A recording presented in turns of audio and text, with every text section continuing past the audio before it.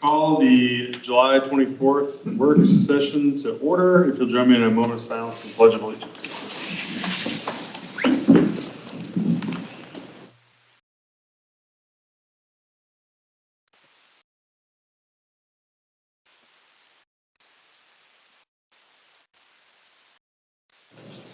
Pledge allegiance to the flag of the United States of America and to the republic for which it stands, one nation, under God, indivisible, with liberty and justice for all.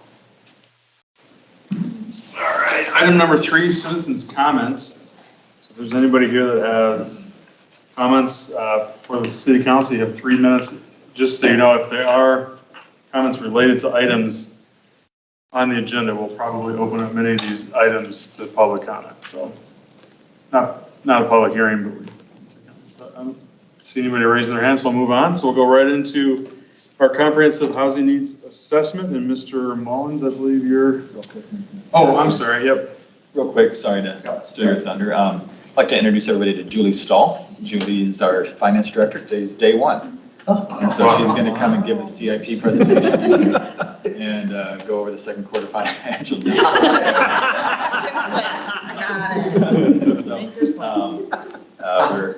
Julie comes to us from the city of Savage, and we're really excited to have her join our team. Welcome. Welcome. Sorry, I thought you meant you were introducing before the CIP. I didn't want to hold off. You were wondering who the stranger was at the table. Well, we better stop stealing from our neighbor suburbs. They're going to start getting. Okay. Now we'll turn over to Mr. Mullins. All right. Well, good evening, everyone. Thanks for having me here tonight. Recognize a lot of familiar faces from previous presentations, so we'll kind of keep moving the night and give a big agenda, looks like. So we'll hit the high point. Kind of Q&A, but real big picture again. This will work for me. Let's see. Turn it on first, huh? All right. We'll get things moving. And real quickly again, we completed this work for the city of Lakeville back in, kicked it off in December of last year. Most of the data was collected in the first quarter. We issued a draft report, like springtime. We did a couple of presentations to EDA. Now here to the council. So we're kind of review and comment period and wrapping it up right now. So we'll talk about high points and next steps here. So, all right, big picture. I want to touch on kind of the demographic trends that we've seen the past couple of years. So we've really seen our numbers, I think, surpass Met Council. So, Met Council originally projected 64.3 top, right, in 2020. And it come in at 69.4. And it has rapid growth the past couple of years, right? The pandemic, COVID related. So our numbers are surpassing some of the Met Council projections for 2030 and 2040, just due to all the growth we've occurred the past, really the past 3 years. It's been really robust. Look at the growth again. Baby boomers right here, and millennials. Millennials now are, the oldest millennial now is 43. So those millennials are home buyers. Is that crazy? It's 43. That's the millennials being the young ones, right?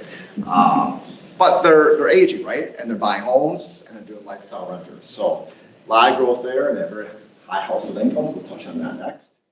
Well, 2 slides down. But the household composition, again, just driven by families really with kids. So I mean, school district just drives so many households to Lakeville.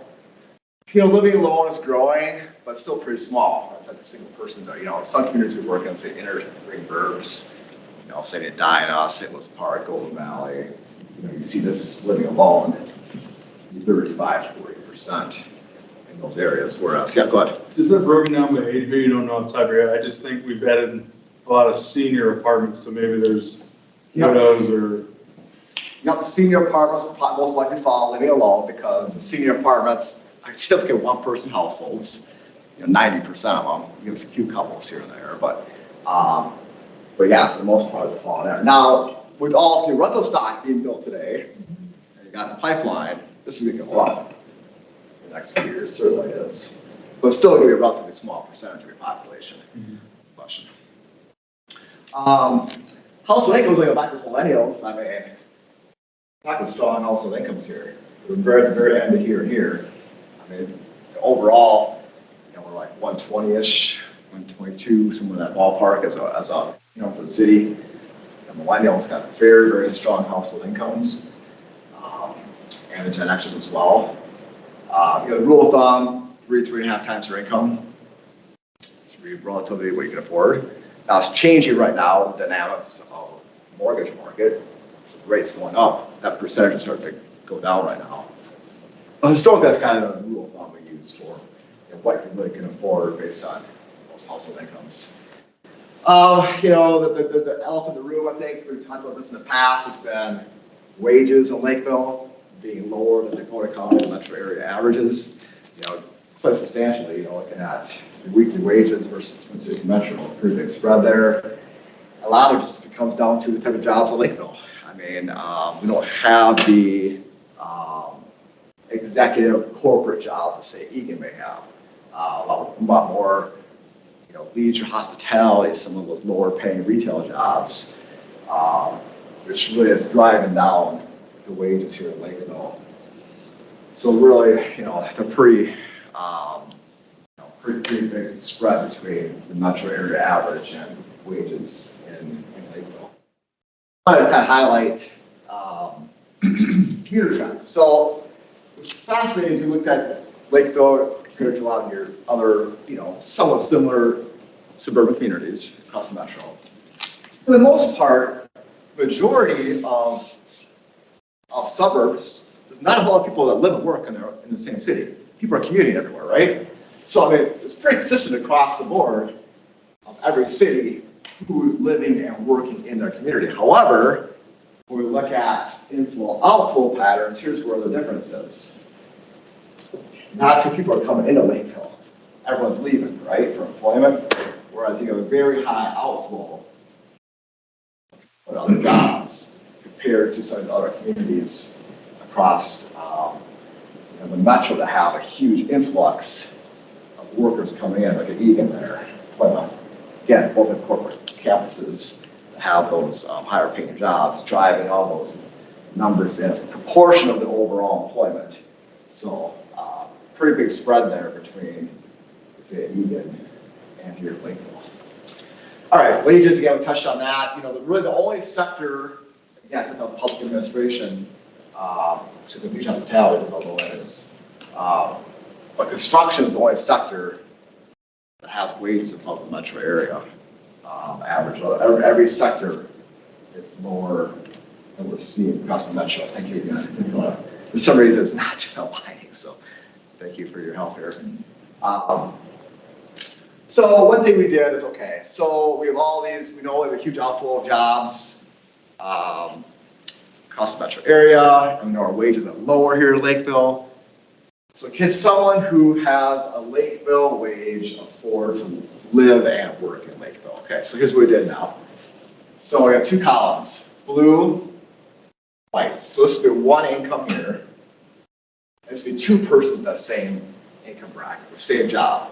Now the chances of having two dual incomes in the exact same job are probably pretty low, because usually you have two separate places of employment.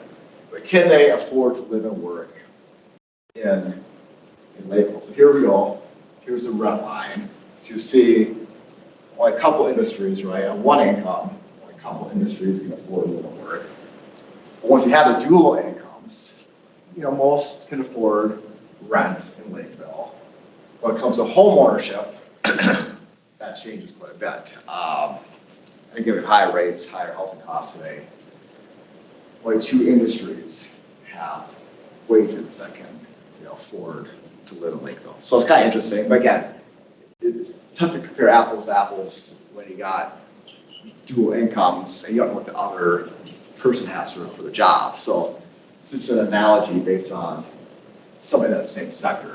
So kind of interesting there. This comparison to the rest of the metro area again. Other major cities, you see, Lakeville has amongst the highest housing costs, right, at 45. I mean, it's 2022 numbers haven't changed thus far into 23 a little bit. But, not a whole lot of cities have wages against one income that can afford to live and work in their community. So again, most of the suburbs are reliant on dual income households to be able to afford to live within their communities. Labor force looks pretty good. I mean, I'd say most communities I work in today, the labor force number is lower than it was pre-pandemic. So Lakeville actually has more people in labor force today than pre-pandemic. That's a very good thing. A lot of people are going like this, a lot of communities are going like that because the labor participation rate is down yet. If we have a labor participation rate, you'll still see where we're at today. I mean, it's still pretty low. Hovering over 68.5%, whereas historically we're in that 70% plus, so we still have that lower participation rate. But the good news is your labor force is up. That's positive because in most communities today that I work in, it's the opposite. Big spike post-pandemic and then drop down. Well, yeah, so I think everyone went back to work all of a sudden, boom, boom, boom, and then all of a sudden we had another 2-3 rounds of everything that happened, and pandemic, another variant, and then people left the workforce again. So yeah, it's crazy how it just dropped. Look at that. It was dropped once, dropped twice.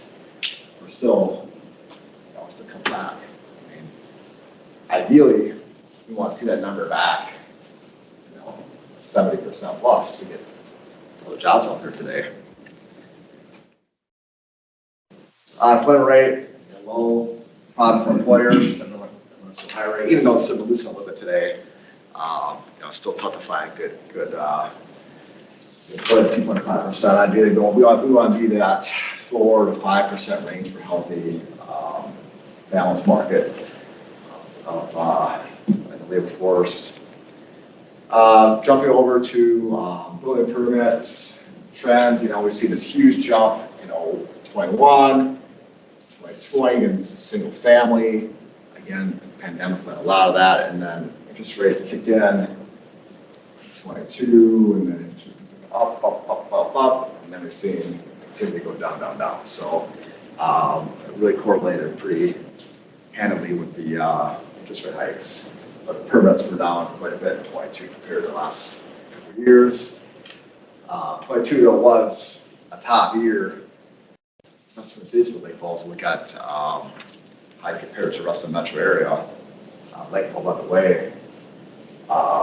Pete Woodbury put handily there in the construction. But we're seeing activity this year is really falling back for new construction. It's down, even though demand is real strong yet, even though we have high rates, permit activity is really down quite a bit. That's both single family and multi. Multi-family is really down right now. It's not in the ground already. So, talking about rental market, strong rental market, super low vacancy rates. Now, that vacancy rate's a little overstated, 7.7%. That's with the newest projects that were just delivered, leasing, higher vacancy rate, take those out, 3.3%. So, super low vacancy rates. Across the board, it doesn't matter if it's market rate affordable. So pent up demand for more rental housing. We look to who is renting these today. It's through the lifestyle renters who are driving it.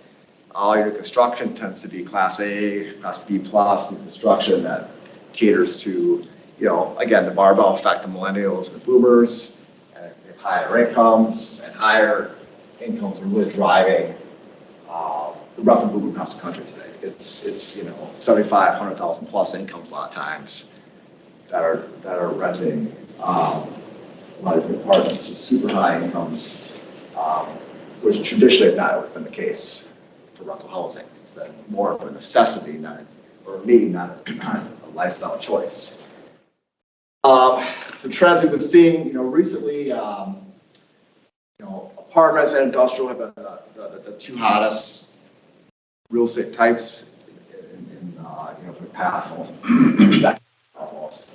But we've seen things kind of tap out now for a lot of reasons. But we're at an all-time high now for new apartment deliveries across the country this year. There's like 1 million apartments in the whole U.S. today under construction. So So we're seeing some softening is coming down the road here. But the big challenge today, as we're seeing is, and we'll talk about in a second, a lot of the apartments that have been approved today may not be moving forward. A building permit may have been pulled. They may have preliminary approvals or final approvals from the city. But with today's rates and lender underwriting criteria, a lot of projects now are putting the brakes on, saying, hey, we're gonna wait things out a year or two, see how the lending environment shakes out, and then we'll move forward, down the road. At the same time, we have this right here, the lack of for sale supply, first nothing in the market, and higher rates are driving rental. So now it's gonna be crazy to see what happens in the next couple of years, and not as much as to deliver in 2024. So if you look at the Twin Cities right now, we had a huge boom in 23. 24 came down quite a bit. Now 25, it's looking pretty bleak for new construction. So what's going to happen probably 2025 is if new projects don't move forward, rents are going to go up.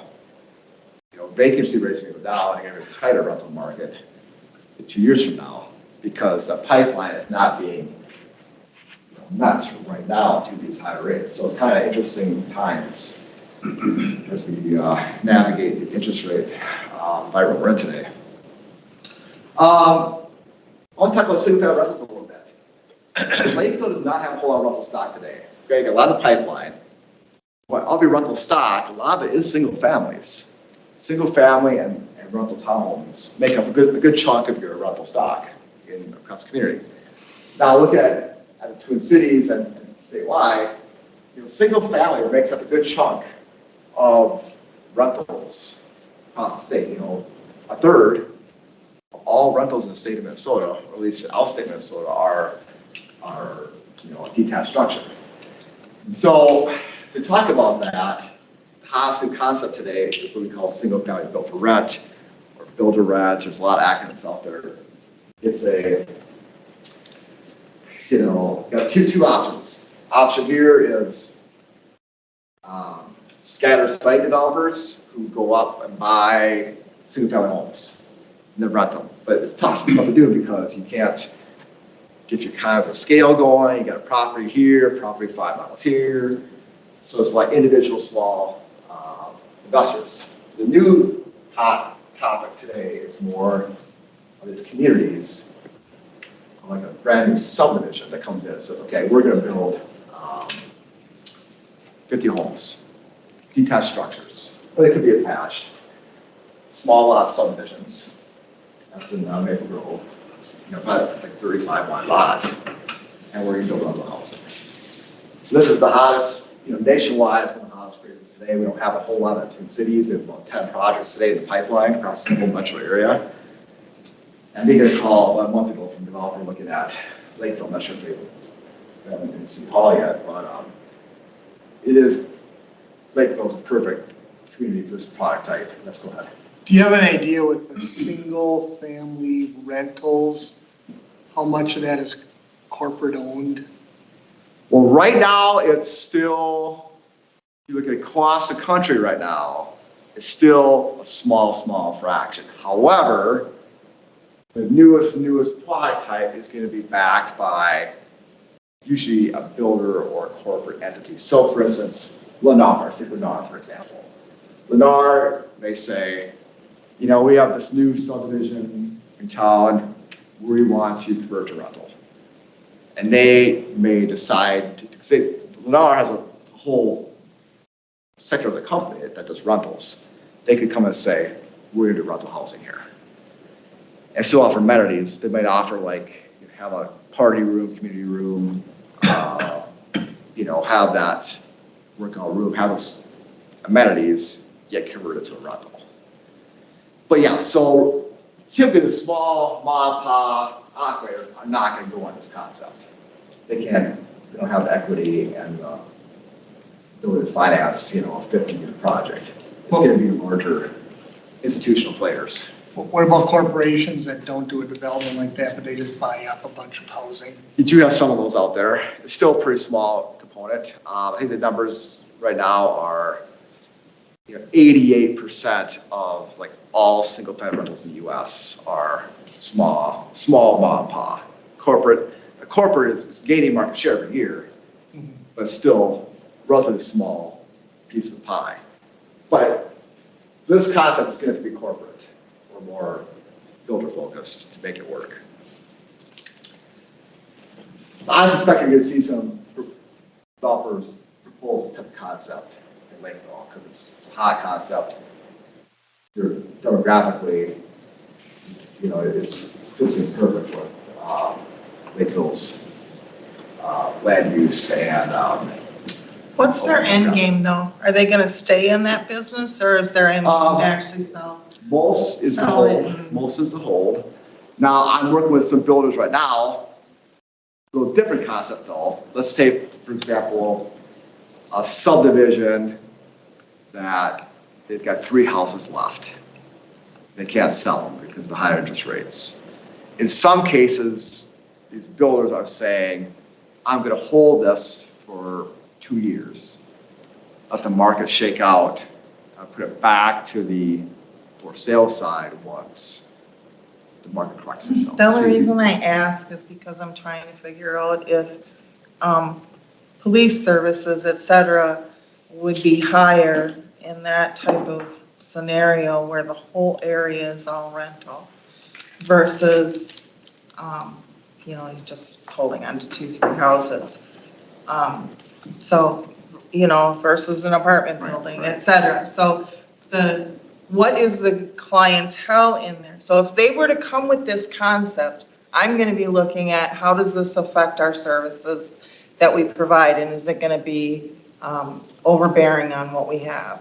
Yep, so to comment on that, the slide right here kind of touches on that. It tends to be more affluent renters, again, higher household incomes, a lot more families with kids, 1 or 2 kids a lot of times, and a pet usually comes with it as well. You do have downsizing baby boomers as well that tend to flock to this product type, and they may want one level living concept like a patio home cottage. But the biggest thing is sign longer term leases. So like your typical apartment product today, the turn rate's every 6 months. I mean, 50% per year is turnover rate. They would say life leases of 2 years plus a lot of times, got longer. A lot of them are renters are saving for a down payment. You may have a lot of student debt, and they want to buy in the community, but they're looking to rent first. So it's definitely a different demographic that is renting than maybe your traditional vertical construction. Yep. And these would come in just as a single family plat. It doesn't matter that they're rental or home ownership. I mean, if they come in as a single family development, we approve it or look at it from an ordinance standpoint. So. Because they're all going to pay property taxes like a There's- single family. It's a land use, it's a single family house or maybe a duplex or townhouse. That could be a lot different. No, I realize that, but you still have to. But you can't deny it because it's rental. I don't even know why we're here half the time, because there's a lot of things we can't deny, so. Have you seen a lot of the rental increase because of the tax law changes and the standard deduction, and like it's not that, the mortgage deduction is not really tax advantage? Yeah. Have you seen, Not does that really. correlate or is it? Not necessarily. I mean, yeah, there was a time when that made a difference, but really it's kind of vain. Okay. I think there's a lot of reasons for the rental demand is so high today, but a lot of just lifestyle choices, a lot of student debt, people don't down. The biggest obstacle for the for sale market is a down payment. As a lot of people don't have that equity built up, or they do have it, it's got the mom and dad a lot of times for giving the down payment. So, yeah. Talk about senior housing real quick. I'm still blown away by this number of senior housing. 3.5% vacancy rate across the city. Super low considering the pandemic. Most cities are way higher than that today. I think it's improving, but still nowhere it was pre-pandemic. You have pretty low vacancy rates for senior housing, given the slow comeback in that sector today. Typical for sale trends, again, you're keep peaking here, 500 plus now. I want to touch on this. This just came out 2 days ago by National Association of Realtors.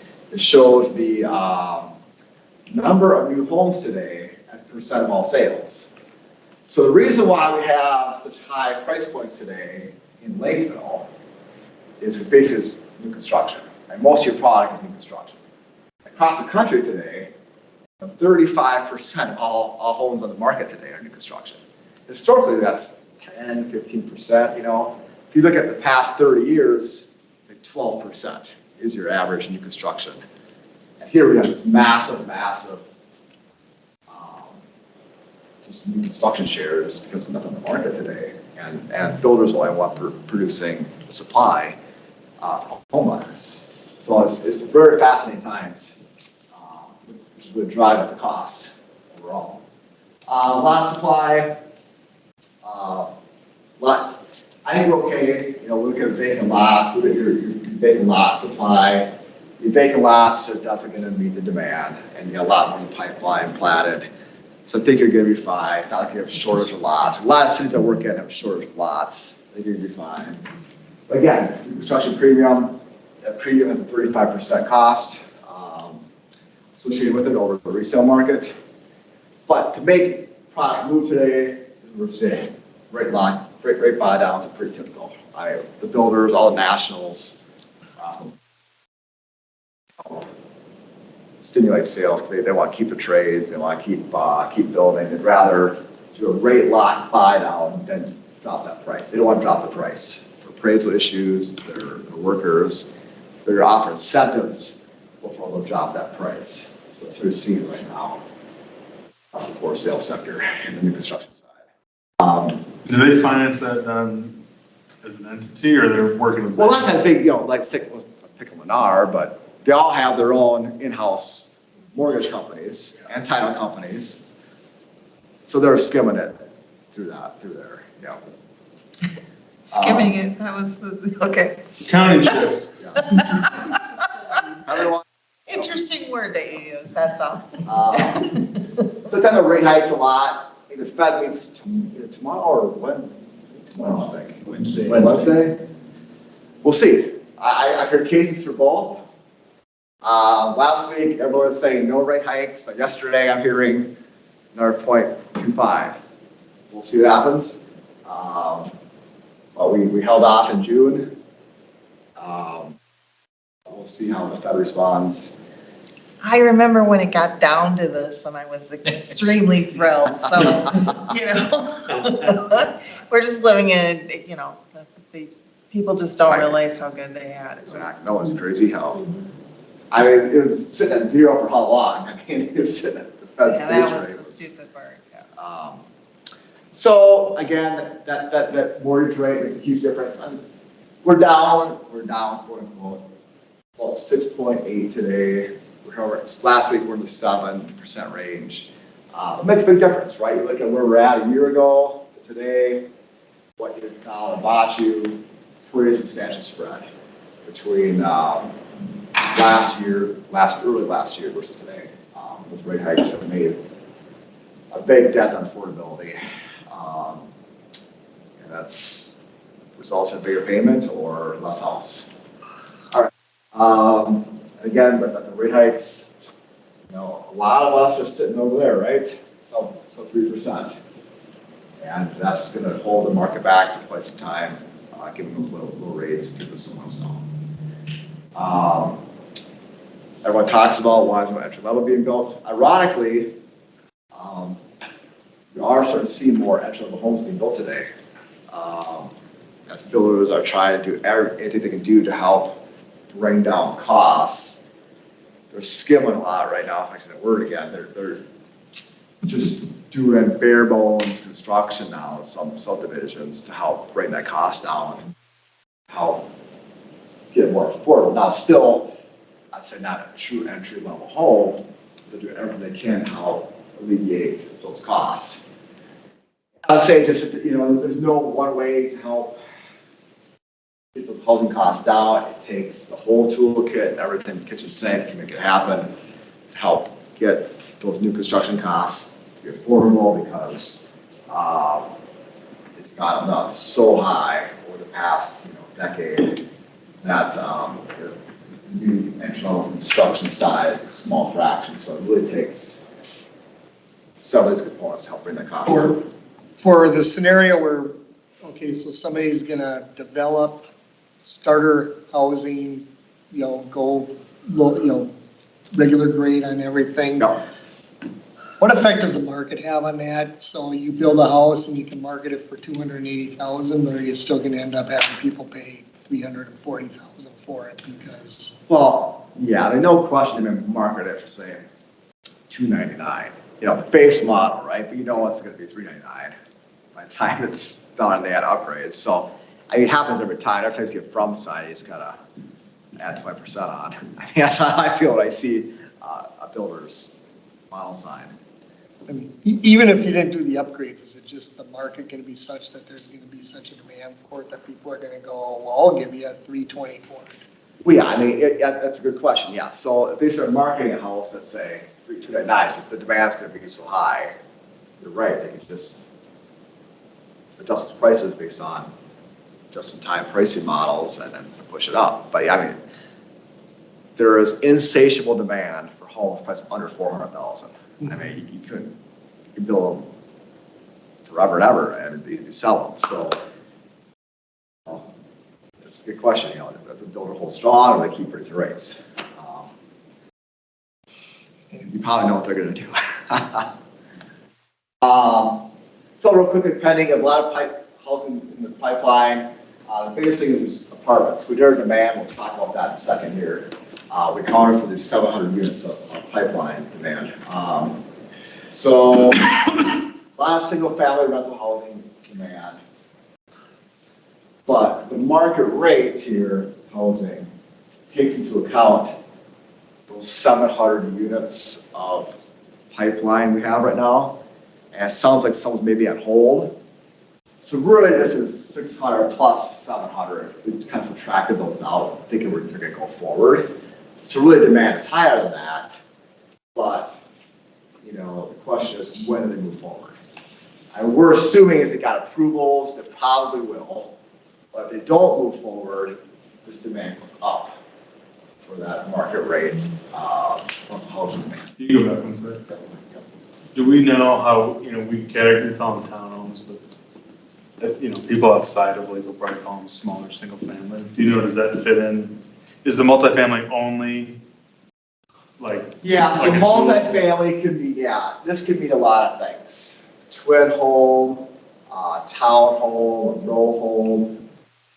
Depending how you want to categorize it, a detached villa. So detached villa, is that single family or multifamily? So you can kind of put a detached villa in either or. I tend to put them more multi. You go to MLS, for example, realtors always put it under single family. To market as a single family home, but if it has an association, I look at it as it has an association, it's probably more multi. That's how we kind of look at it. But yeah, the builder may put it as a single family. Okay. But a lot of senior housing demand on the charts. Again, talk about single family demand is there all day. Talk about entry level, if it's build. Again, you're back to your comment there. Really, it's anything association maintained.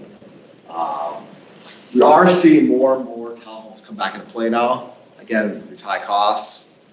So townhomes came before by the word back in 05 when they all went belly up and everyone lost the shirts on them and no one built them forever. But townhomes traditionally are your entry level price points for new construction. They are sort of slowly come back, that style home. Because they're a lot more affordable compared to your traditional detached structure. So I think we're going to see a lot more townhomes come forward in the next year or two as builders try to get a more entry-level price point. Again, rental housing, this demand could be higher than that if those projects don't go forward. We talked a lot about, I think that will be a project style that will come before the council in the next year or so. Brought the townhomes to hot concept that a lot of cities are seeing right now across the metro. See a lot of rental townhomes come forward. Again, they tend to have be row home style, nice looking row home style development. Senior housing, off the chart for demand. Short term is all going to be more active living, not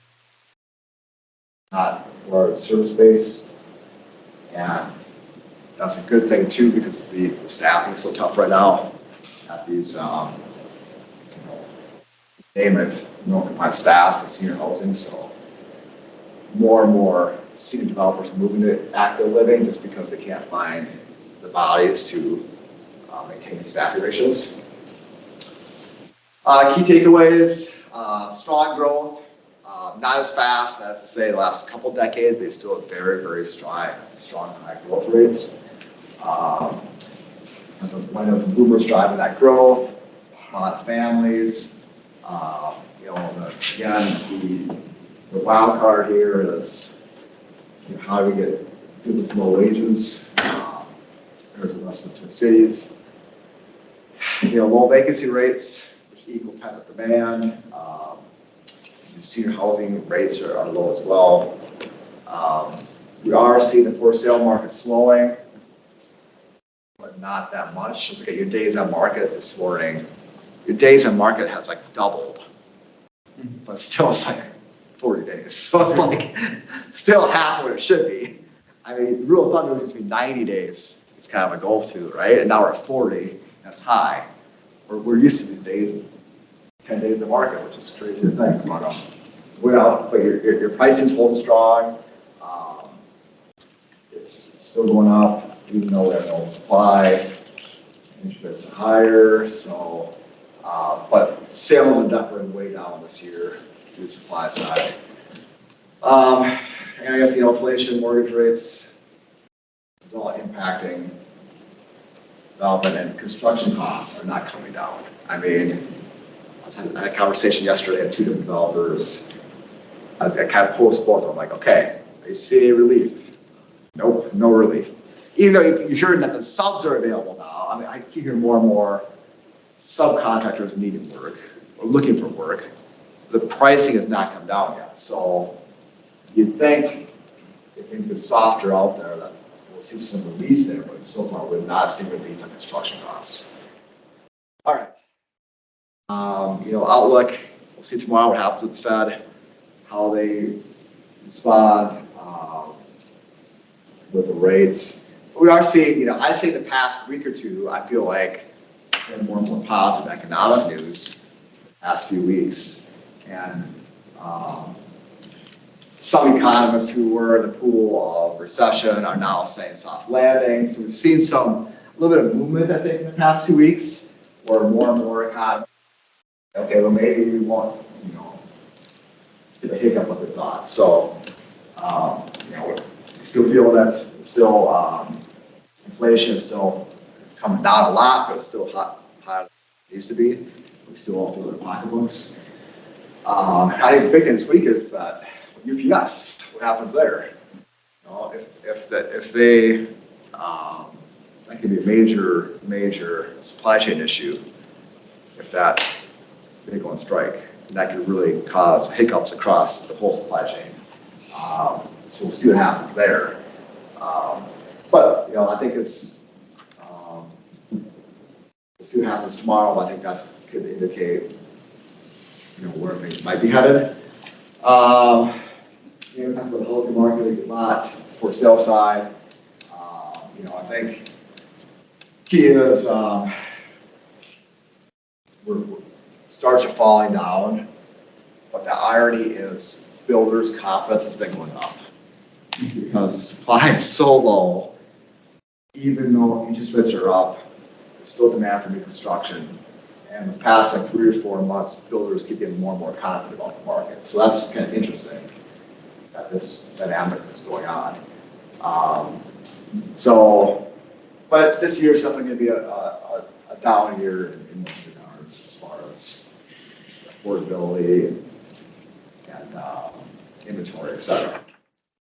Rental market, again, I think things are really kind of pulled back. We're really seeing lenders want a lot more equity right now, a lot more equity, and rates are up, so a lot of projects are being put in back burner right now. So I think, 24 is going to be really low, 25 is where things should come back, depending on where rates end up. But right now,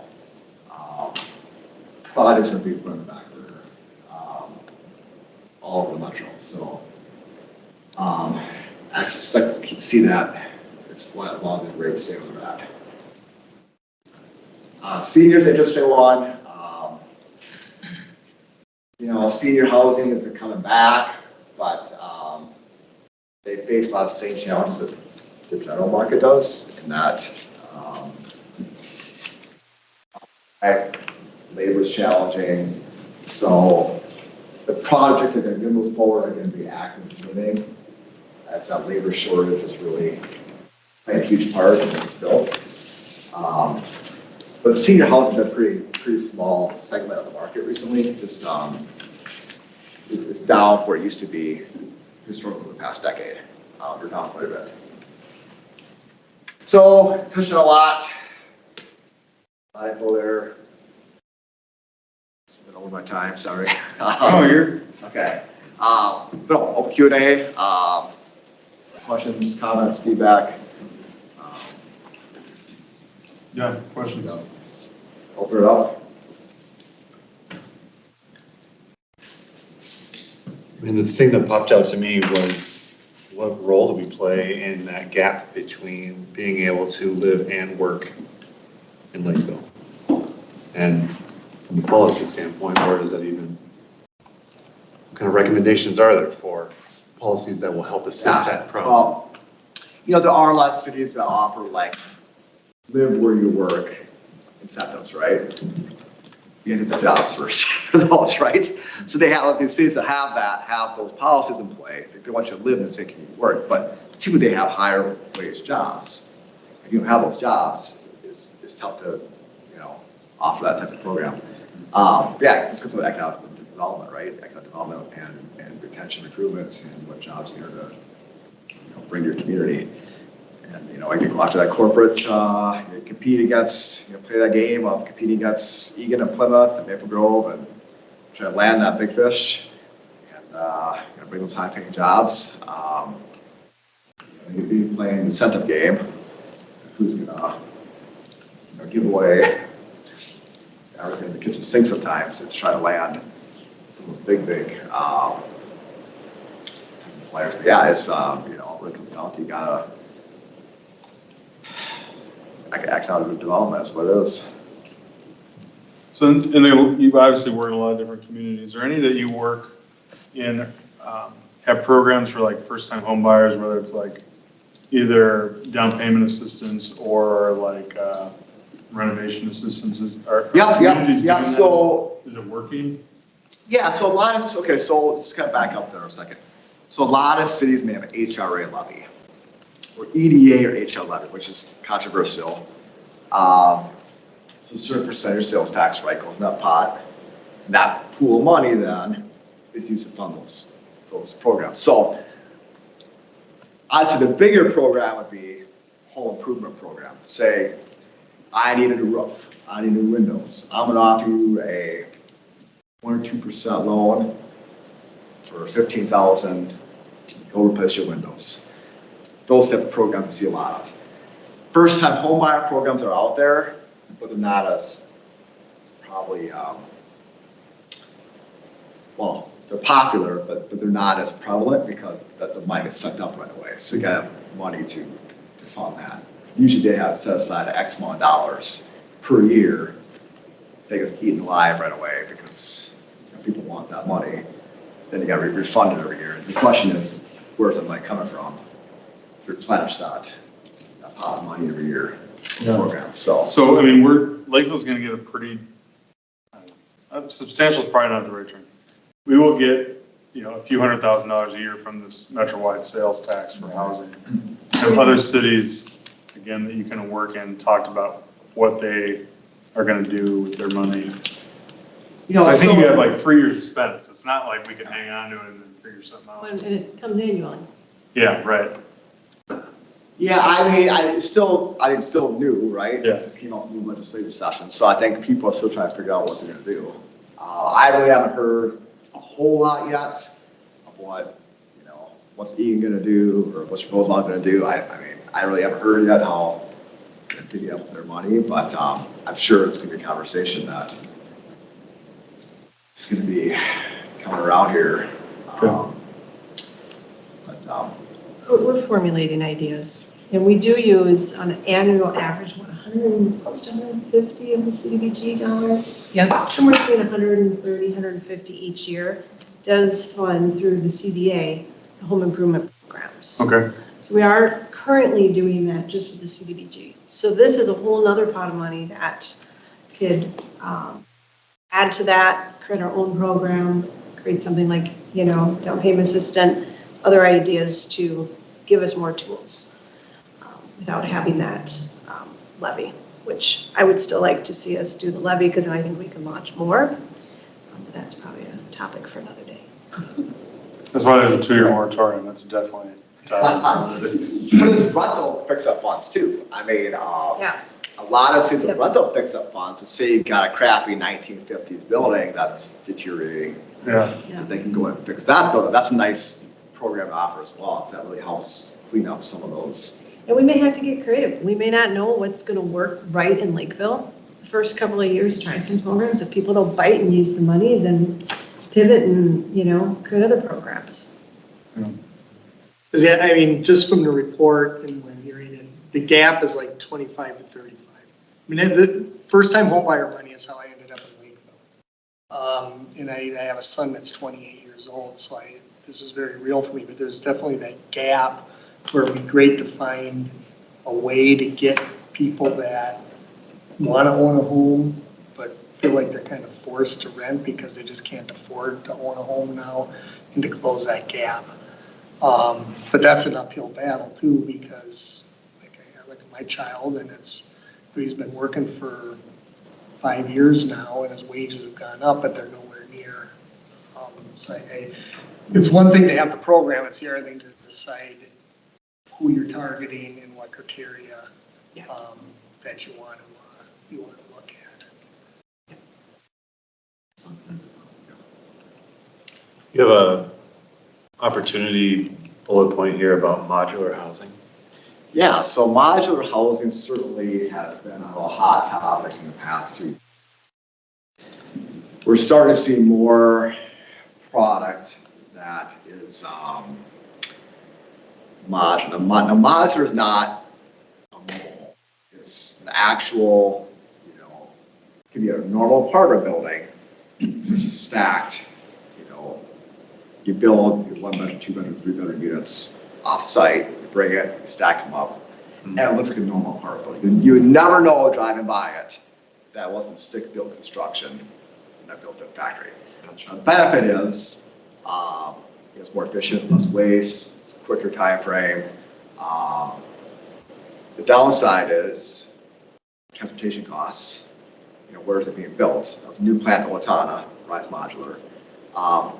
But you can build it quicker, faster, more efficiently than traditional construction. Now the question is right now we're kind of at this break-even point where, yes, it buys you time, but at the end of the day, you're not saving money.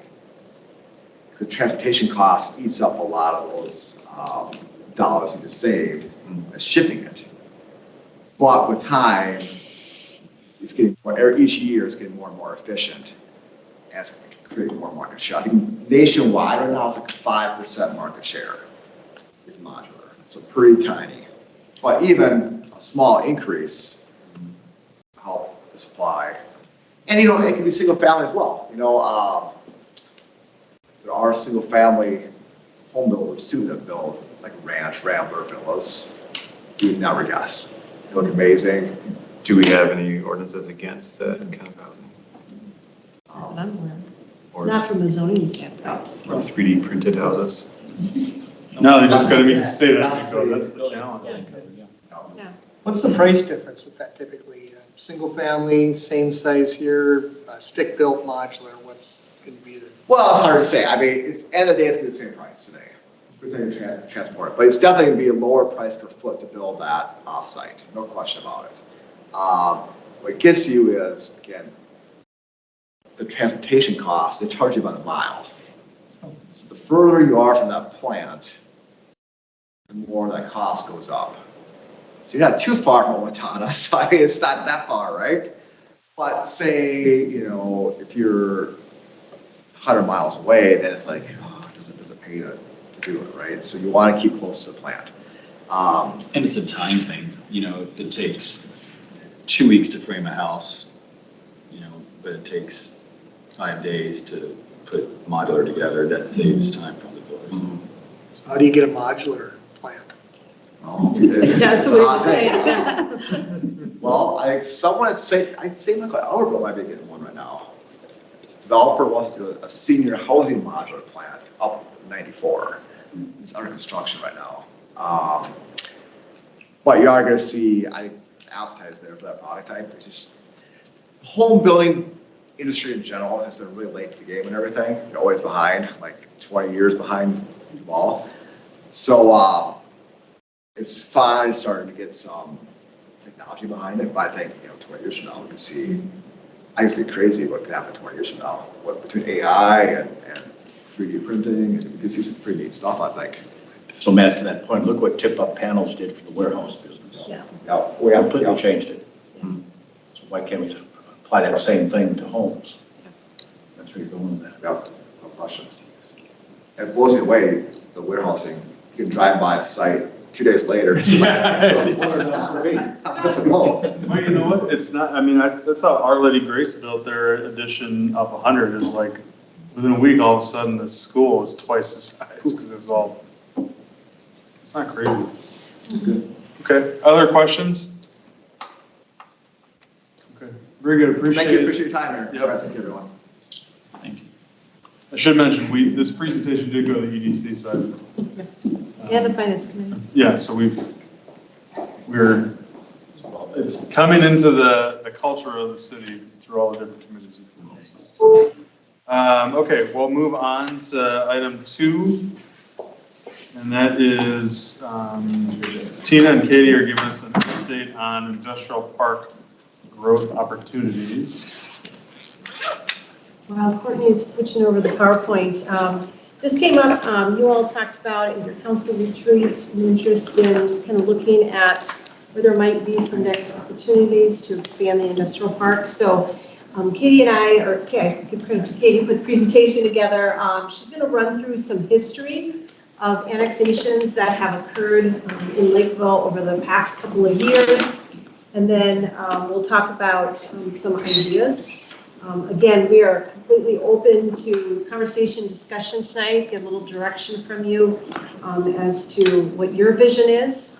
If you like the idea of expanding and like some of the areas that we're proposing, and then we'll talk about, kind of 2 ways of the annexation process. So, Katie.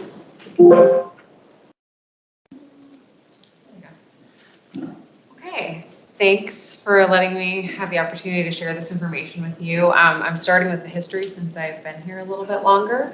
So just to set the stage, these are the 2 annexation statutes that we've used in the past for the 4 annexations that have happened most recently. So the first one, 414.0333, provides for a property owner to petition the city to annex up to 120 acres of land that's contiguous to the city. That's the one that's been used most frequently. And then the other statute provides procedure where the city and township can agree on a process of orderly annexation, and we've also used that. So just putting those out there. So for the first airport annexation, the MAC, Metropolitan Airports Commission, approached the city And they wanted to annex 119 acres, that's under that 120 threshold, because they wanted to provide water and sewer service to extend to the south runway area that's highlighted here. They wanted to add additional private hangars. You can see on the map here, these are existing hangars, older hangars, they don't have water sewer service. And so they wanted to have that here. So they approached the city in January 2019, that was approved. It's technically 118.93 acres that used that first statute that kept it under 120. The city is required to provide a 30-day notice to the affected township and adjacent property owners. So we had a public hearing in January, and then 5 residents came. The primary purpose of this, again, was for these hangars, and that did get approved. And then after that, there was more land, as you can see, in the yellow area that would have been over the 120 acre threshold. And because the township knew that the airport was interested in annexing all of this property, they came to an agreement. They worked with the city starting in May of 2019 with MAC, city, township officials to do this orderly annexation process, which ended up being 165 acres that we agreed to. And so then all of the yellow property highlighted was added within the city boundaries. And then there was a JPA, a joint power agreement for the maintenance of that 225th Street that's abutting the property on the south end. And then 2021, we had additional land annexations. This was for industrial development. So again, we were approached with a petition for the Adelman Farm that was with Launch Properties. And they petitioned the city requesting the annexation of 115.57 acres of property, which was adjacent to the Launch Properties industrial area that already exists in the city. And then the primary purpose again was for additional industrial development. Launch had several buildings go into that area. We get a lot of requests for large acre parcels, large buildings. And so they wanted to just add to the options that they had in that area. And then same with the Ruddle property. That was the Ruddle family and Skinnell properties. They also petitioned the city to annex 91.37 acres. That was adjacent to the property. It's right by Amazon. It's just south of Amazon that Skinnell already owned and had developed. And when I started 6 years ago, that was 176 acres in the Skinnell area with no buildings. And then we had QA1, Schneiderman's, then the Amazon took up a very large portion. So again, just looking to expand the area for industrial development. And those were both approved in May 2021. And then this just shows the total industrial building permit valuation. This is only building permit valuation. It doesn't account for electrical, mechanical, plumbing, sewer, water, because we don't take those out. And then these are the large projects that we've had in the past few years. So 2018, again, that was the Schneiderman's, and that was the first building that went into that Skinnell Properties area that kind of kicked off the construction in that area, QA1 in 2019. That was the second building. And then we have several expansions of existing buildings that were in the industrial park. The Amazon one was the biggest dollar amount, biggest valuation. And this just kind of shows you 2022 doesn't have a line here because they didn't have projects over $1 million valuation, but there were lots of projects in that year.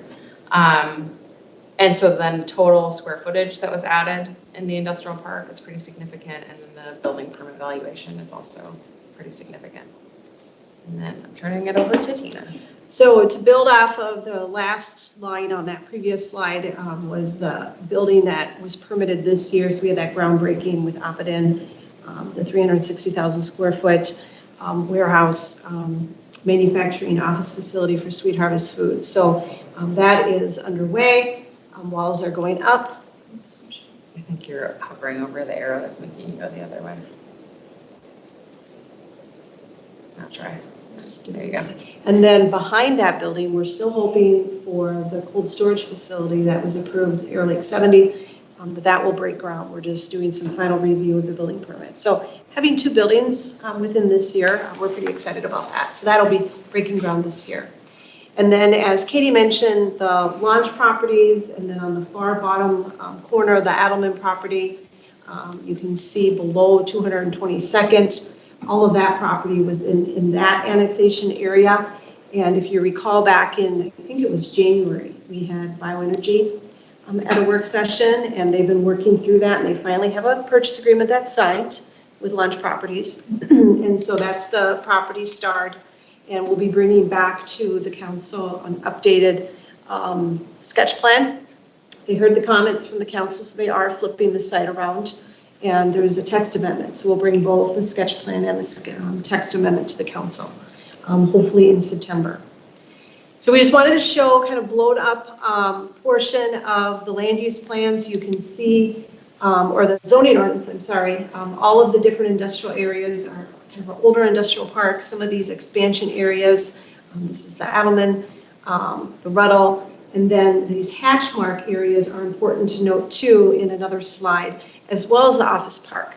So when you look at remaining property, all of that gray, without the hatches, we have about 393 acres. And in that purple, or that office park color, about 254 acres. In the area, what's excluded from that is some of this area in the hatch. That's all considered part of our rural reserve, so it's not in the current uses. So we're not counting those numbers because they're not developable today. So that accounts for another 286 acres. So just in context for what we have today and what we have for our, I'll call immediate future, is the 339 acres in the I-1, the 254 acres in the office park, and then an additional 286 acres. Majority of that is in the I-1 category. Some of those acres do have a lot of kind of, I'll call them long-standing, unique, non-conforming uses that are going to be more difficult to turn over into brand new uses. They're not the same as a just plain old greenfield development. So they're going to be a little bit more complicated to develop. We also have some, with the stream there, some shoreland difficulties. So some of those parcels are going to be less easy to develop than others. But just so you have an idea of the amount of acres that we have to work with. So as we update our move into the next 10-year comprehensive plan, we'll be revisiting that municipal boundary, bringing some of those 286 acres into the MUSA. Again, just a reminder of the 2 different provisions of the statutes of how to go about annexation. And then Katie and I sat down and came up with kind of a fairly basic approach to kind of square off the city, if you will. We talked to Zach and Paul about this layout as well.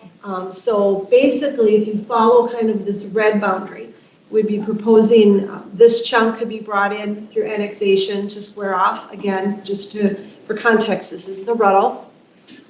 Square off this entire area between Dodd and Highview. And we have the Mac property in between, and then squaring off this last piece. And this is the Adelman property in this location, and then the launch area. So squaring that off. So that just squares off the city neatly. We do have a few homesteads that we went around, and then this becomes the Scott County property. And at the time, our gut is thinking that we know there's some interest in these property owners in this location for also wanting to be included in annexation.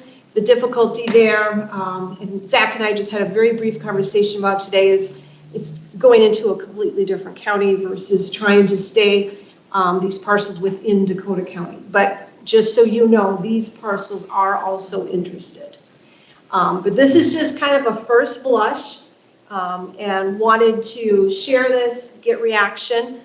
From a standpoint of sewer is pretty easy to extend to this area. Depending on kind of what boundaries we play around with, Zach and his team is going to want some opportunity to study water and just how difficult water might be. And I think some of the other things that we want to keep in mind is kind of what our forecast is and why do we want to do this. So we have some acres left. I think one of the points Matt brought up is how do we create more work more opportunities for jobs and good jobs within Lakeville. We do that by creating land opportunity. We do that by creating development opportunity and by having the right zoning in place so that we're really pushing for manufacturing jobs. So we don't want to create new areas that is just purely warehouse and distribution. So we want to do that either through extending the OP zoning or having some kind of overlay so that we have some percentage that really pushes the envelope on that. Not exactly sure what that looks like, but that is an option. In talking to I talked to quite a few different developers just to get their take. And then we found some of these fast facts. The left side is the office market. The right side is the industrial market. We honestly don't see Lakeville being a market for just a brand new office building for the sake of building an office building. What we're tending to see is those users wanting an office component, a manufacturing component, and a warehouse component. And those are the users we really want to see and go after. Having a true 100% office, we are seeing that, however, in more of our commercial, if you will, with our medical. And I think that trend will continue. In talking to some developers, tenants are really wanting, their perspective is access to labor is most important, followed by cost to transport goods. So we know we have a good educated workforce here. Is our workforce the kind, and our jobs matching up? Maybe not quite as much as we want to right now, but we do know we have an educated workforce here. We're a desirable place to live and do work. Warehouse, our industrial positions and jobs and development follows rooftops, just like retail does. So because we've had so much growth, we're going to continue to see good industrial growth. From a developer perspective, just like residential, construction costs remain high, and there is stress in that financial market as well. That's why we're seeing the slowdown in some of the industrial growth this year, and that's expected to last through next year. We're not seeing developers go out in front and build those spec buildings. There just isn't, it's just too risky right now. But it's going to come back. Cities should continue to look at flexibility in zoning. I think we've done a pretty good job of that. And then financing. Everybody wants help, whether that's TIF, whether that's tax abatement, whether that's getting creative through assessments when infrastructure needs to get built to spread that cost in from a time standpoint. So being creative on all of that, we should keep in mind. But in the end, this is kind of the area that we wanted to start the conversation.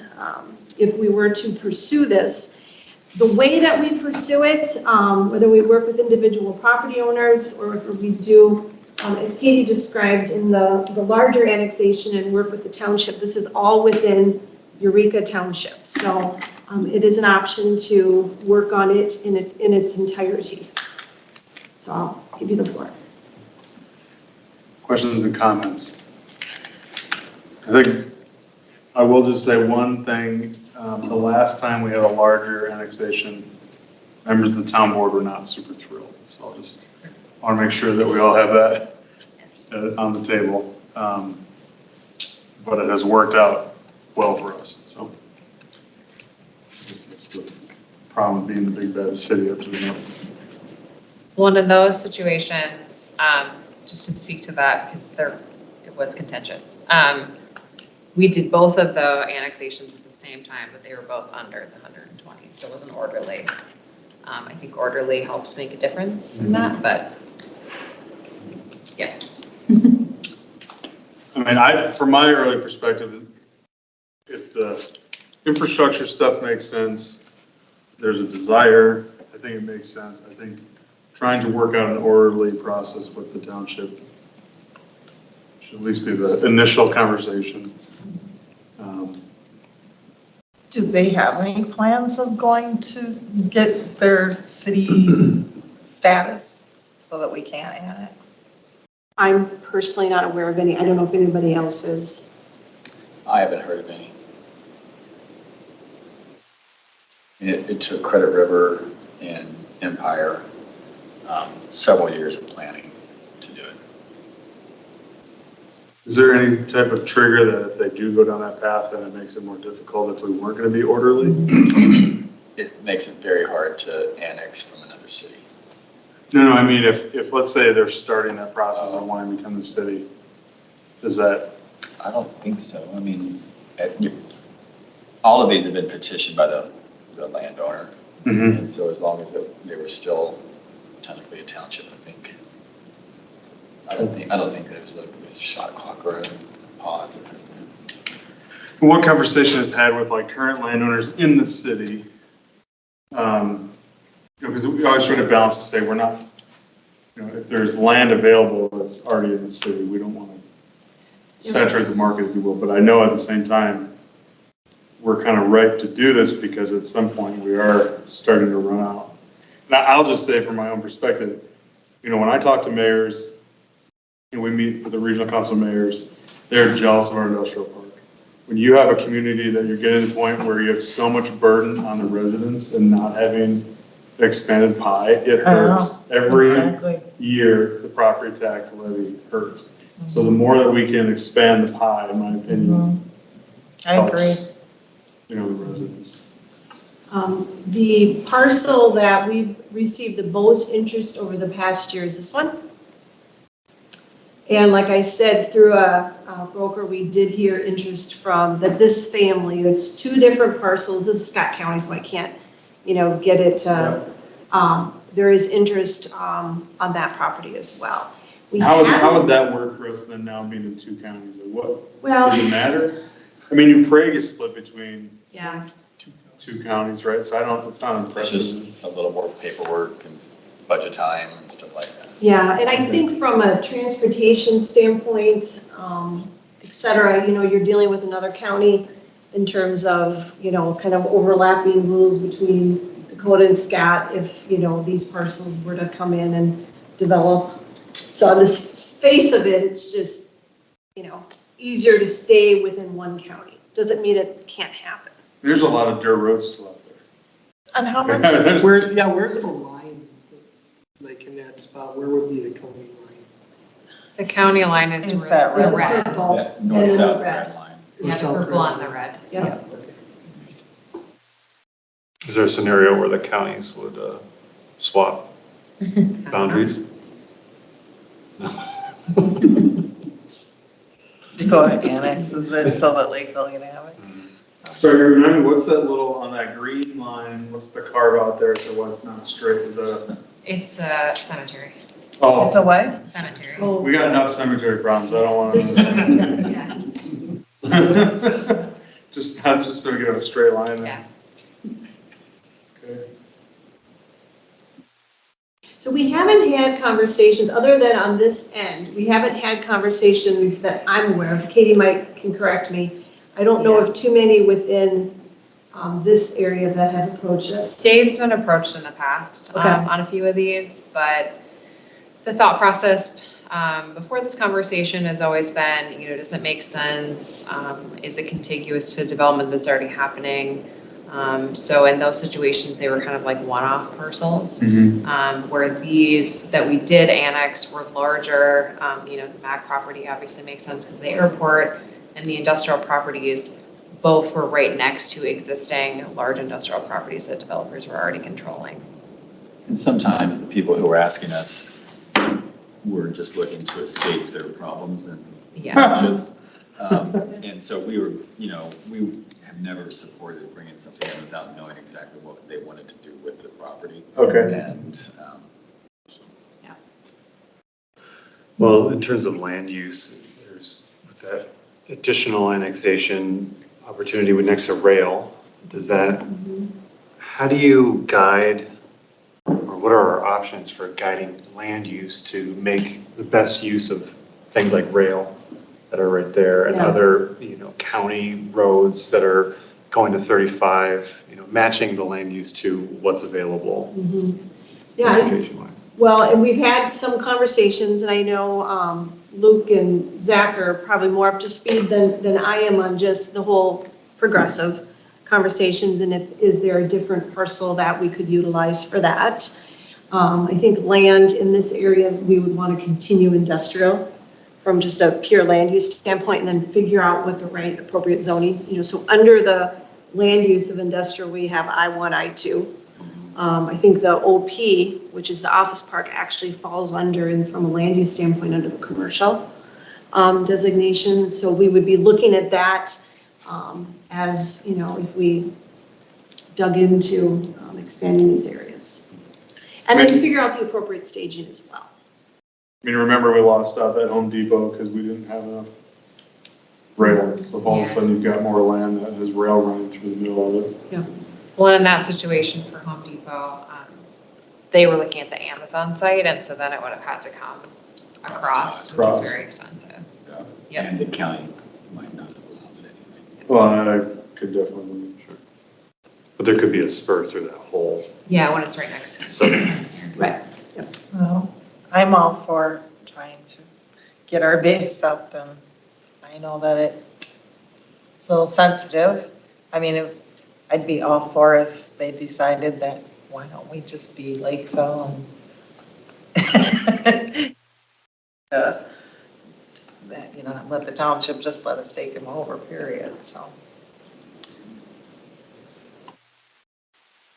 We just wanted to bring this kind of a scenario to you, and we'll continue to talk with the landowners.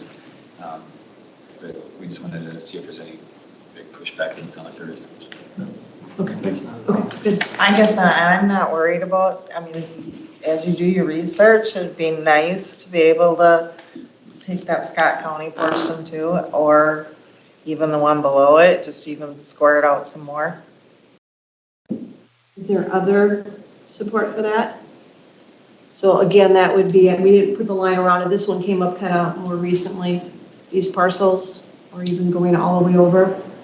Yeah, I mean, I Is think if there- there's a landowner desire, I'm willing to have the conversation about it. All right. I think that'd be more marketable than even some of the more interior. It would be from a quick access to the intercity. Yep, you're right. Yeah. Okay. Thank you. We'll keep you informed. Okay, we're on time, so let's go into number 3. Livable Communities Act participation. And Tina is teeing this up again. All right, thank you, Mayor, members of the council. I'll be real quick on this one. So the Livable Communities Act is a program of the Metropolitan Council. Lakeville was last a member in 2020. And again, all of their grant programs can assist with a lot of different things. Policy development, pre-development planning. So if we got into a redevelopment area, we could ask for dollars to pay for all of that planning work. And then it goes all the way into development costs, from whether it's site clearing, acquisition of a building to make way for redevelopment, actual construction costs, goes into, they have funds for sites that need cleanup, et cetera. So there's a lot of different opportunities. The programs and the grants are on a competitive basis, so it's not a guarantee that if we join this program, we're always going to win a grant. But the other thing is the participation by the city of Lakeville opens up these dollars for Dakota County CDA. So Dakota County CDA can only go after their annual funding programs if the community is a member. So there is a benefit to that.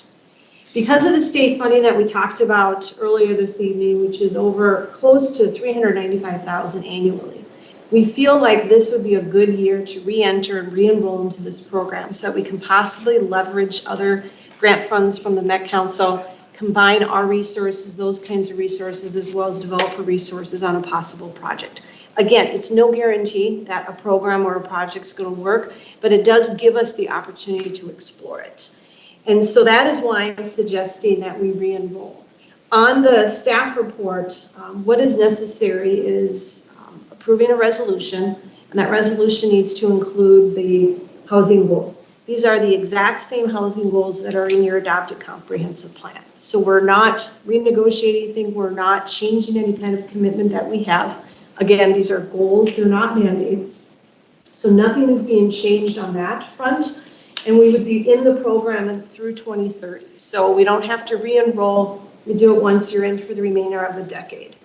The city is actually close to meeting that one, the goal for the 51% to 80% AMI, with just the approval of the authentics. That was 252 units. So we are already close to approving or approaching one of those goals. So again, we'd re-enroll, we would have to do it by November 15th, so that's why we're bringing it to you early with that simple resolution. And then we would go through and try to start building some relationships with their staff, relationships work with them, start putting in probably a couple pre-development grant options so that they are aware of what's going on in Lakeville. Part of that is the competitiveness that you have to do. Again, not going to promise that we utilize these dollars, but it doesn't cost us anything to be a participant. And we are the only large city in Dakota County who isn't. I know that might be a source of pride in some historical viewpoint of the Met Council.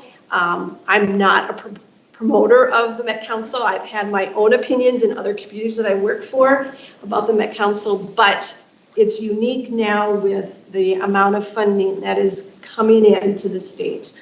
And I also don't want to prohibit the CDA from being able to take an opportunity with that funding. So if we enroll, they would have the possibility for a project as well.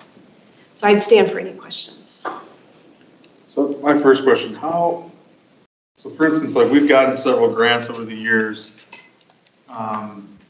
or loans, or what do you want to call them, like to take down Burger King and Two Hunks, and so it's not like there's a lack of ability to get grants from the Met Council. So how is that different? Those are the RALPH funds, probably funneled through the transportation department. So these are just specific, more related to obviously housing, more related to building affordable housing.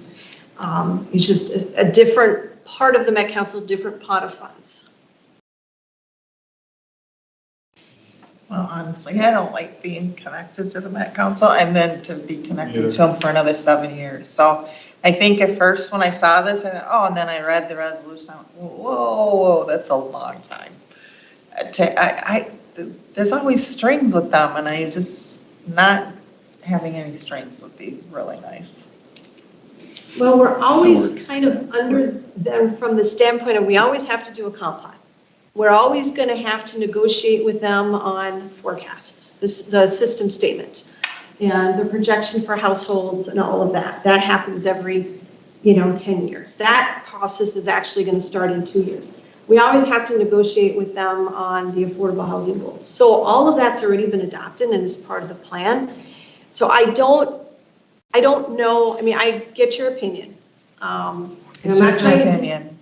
That's all, guys. It's just an opinion. But I think we're already I think everybody in the Twin Cities metropolitan area is pretty tied to the Met Council from that part of it and having to do the comp plan. So this is just one piece of possibly getting some funding because we do all that. We're playing the game that it could benefit us. My question was, because you're right, we already are tied, we already have. Is there anything new that would be a tie by adopting this resolution? So in other words, is there something that we're not, I don't know how to explain it right, what I'm thinking, but is there some other condition that comes with this, or is it pretty much what we've done already, but there's just the eligibility to get some money? A lot of cities use these funds for downtown redevelopment. It doesn't even have to be just housing. It can be Right. It can be facade improvements. It can be streetscape improvements. So there would be strings if we accepted any money. Yeah. They're going to have certain requirements. Is now joining. We would know that up front. Yeah, and that would be just part of our decision. I'd prefer to keep our doors open to opportunities. Can I ask, I think I'm the only one who wasn't here in 2020 when we were last a member under this program. What was the discussion then? It just lapsed or? It just lapsed and it wasn't added to the council at the time. I mean, I don't think it wasn't brought forward as a decision. I don't remember discussing No, that. it wasn't brought forward as a decision. Just kind of went away. Well, as a former member of the Metropolitan Council who dealt with this or the other side of it, I mean, livable communities back in the day was always kind of both the carrot and the stick. It was the intention to give the carrot so they could beat you with the stick on the affordable housing goals. So I don't know, I'm probably in Michelle's camp. I'm a little skeptical.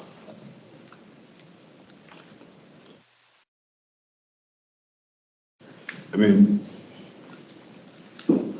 I think one of the hardest type of housing products we always talk about are affordable housing units. And so, I don't know, Okay, so I don't necessarily want the CDA products. I'd rather have something come in from a different developer.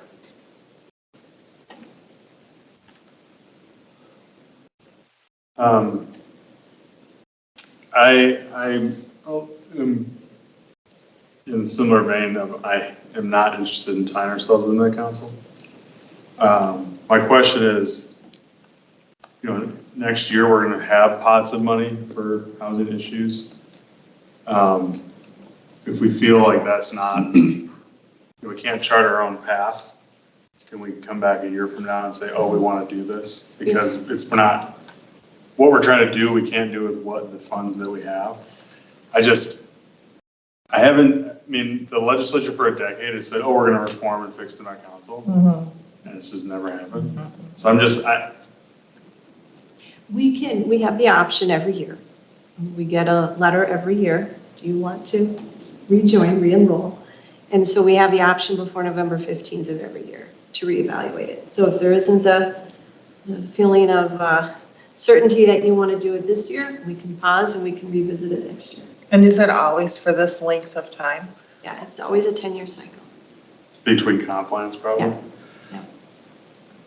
So if you join at the end of a decade, it's just those years, like 2 years. Yep, exactly. It's just for whatever that remaining decade is. So in this case, it's through 2030. Previously, other cities in Dakota County though were not members, and so there's kind of been this back and forth, is that right? Yeah, I mean, when I looked at the list last week, all the, Egan, Burnsville, Apple Valley, all the larger communities in Dakota County are members. But not every city in the Twin Cities is a member. We're not like the only city that's not a member. I think probably the majority are. And again, I'm not trying to push this. I see my role as being a little bit, being new. It's an opportunity for me to kind of dust things off and like, okay, why are we not No, doing you this? should bring So, anything forward. I'm gonna keep Absolutely. doing this, Yeah. but you Yeah. keep doing what you're, Yeah, no. and sometime I'll land one. Oh. Previous. Do you have any idea Keeping it light. why this money isn't available outside of the agreement?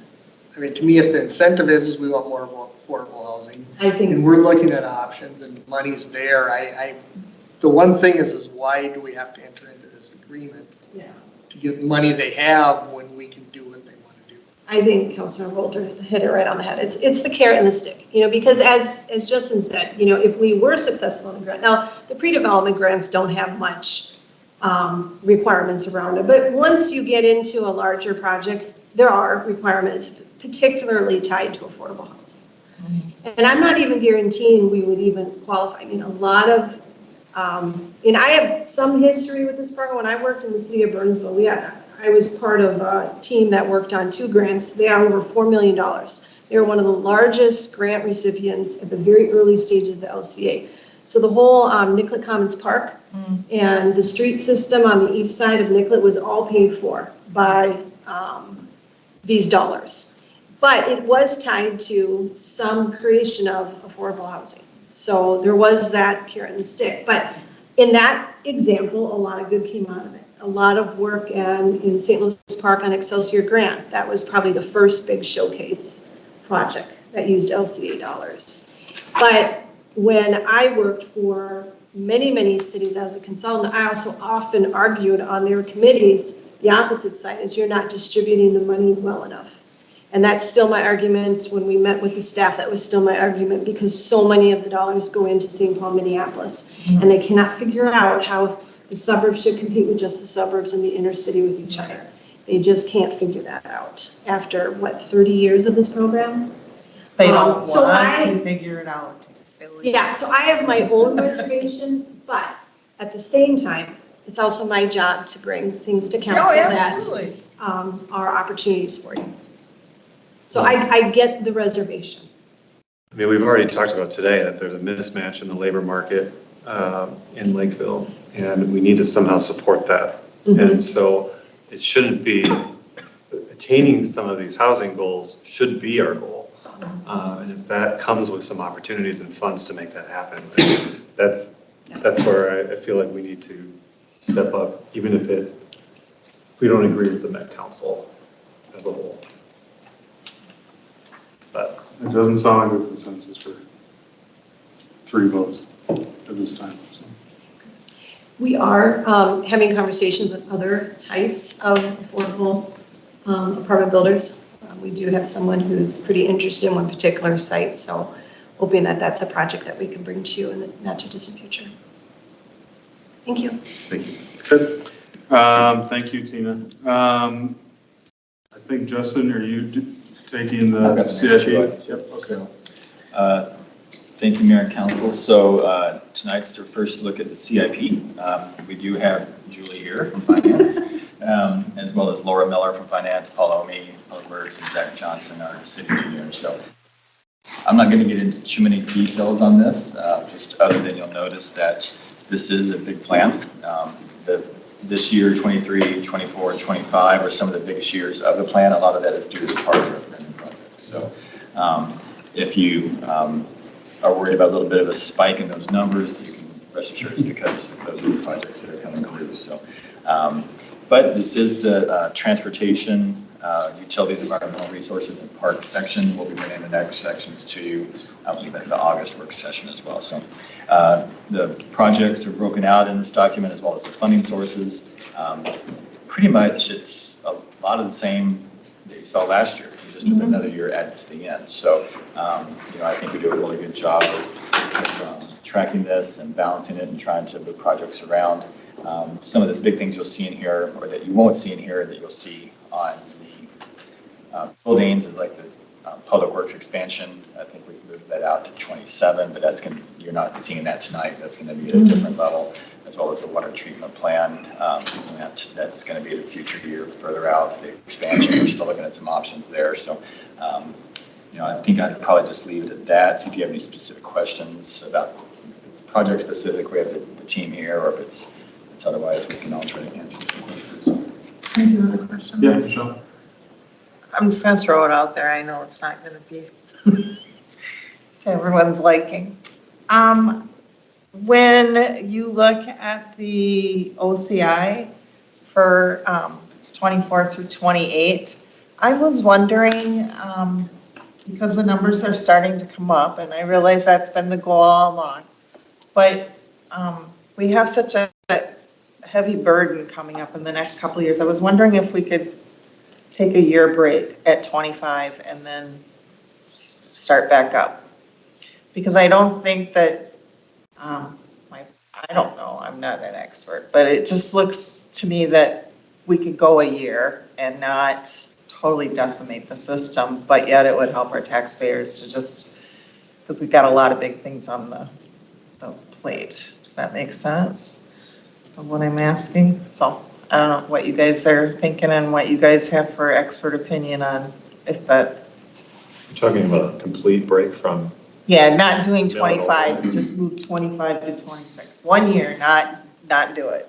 What's kind of our scale? Because that would be 5 million, right? Yeah, most, in 25, I think most of the projects are overlays, and I think there would be like 6 or 7 miles worth of streets were programmed for that year.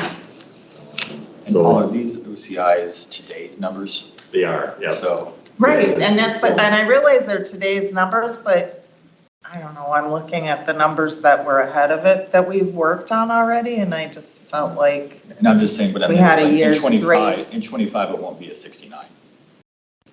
No, it won't, but will it be a 48? Probably not. Does that, I mean, that would be your expert opinion. In 2 years' time, will it downgrade that far that, I mean, if you look at the years prior to 2018 to 2023, a lot of those years are the reconstruction years, and that's why the projects are so expensive. So the plan moving forward is try to keep our streets out of the reconstruction areas. And when you hit like 50 and You know, when they get down to that low, it's just, sometimes it's iffy if you want to overlay it, because you really got to take a look at, are those streets going to last the life of a typical mill and overlay project?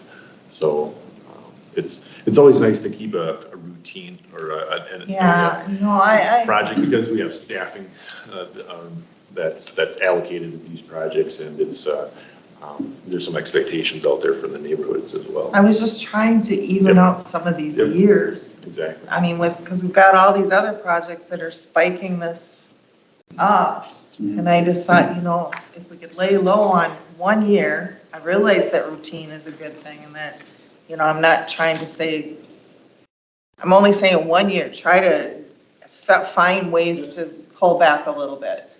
I get what you're saying, and I think if we were in a mode of total construction, I would agree. I'm just gonna compare 2 years. If you look at 2015, we did just under 10 miles and it cost $25 million because that's total construction.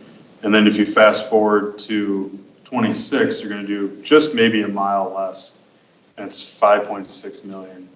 Inflation, higher cost. So just, it doesn't look great, but the fact that we're investing to extend the road instead of total reconstruction, that's where I would, you know what I'm saying? I'm just throwing it there. Yeah. I didn't figure it would be very. And I'm not a road engineer, but I think what I just said is accurate. Figured I better throw it out there.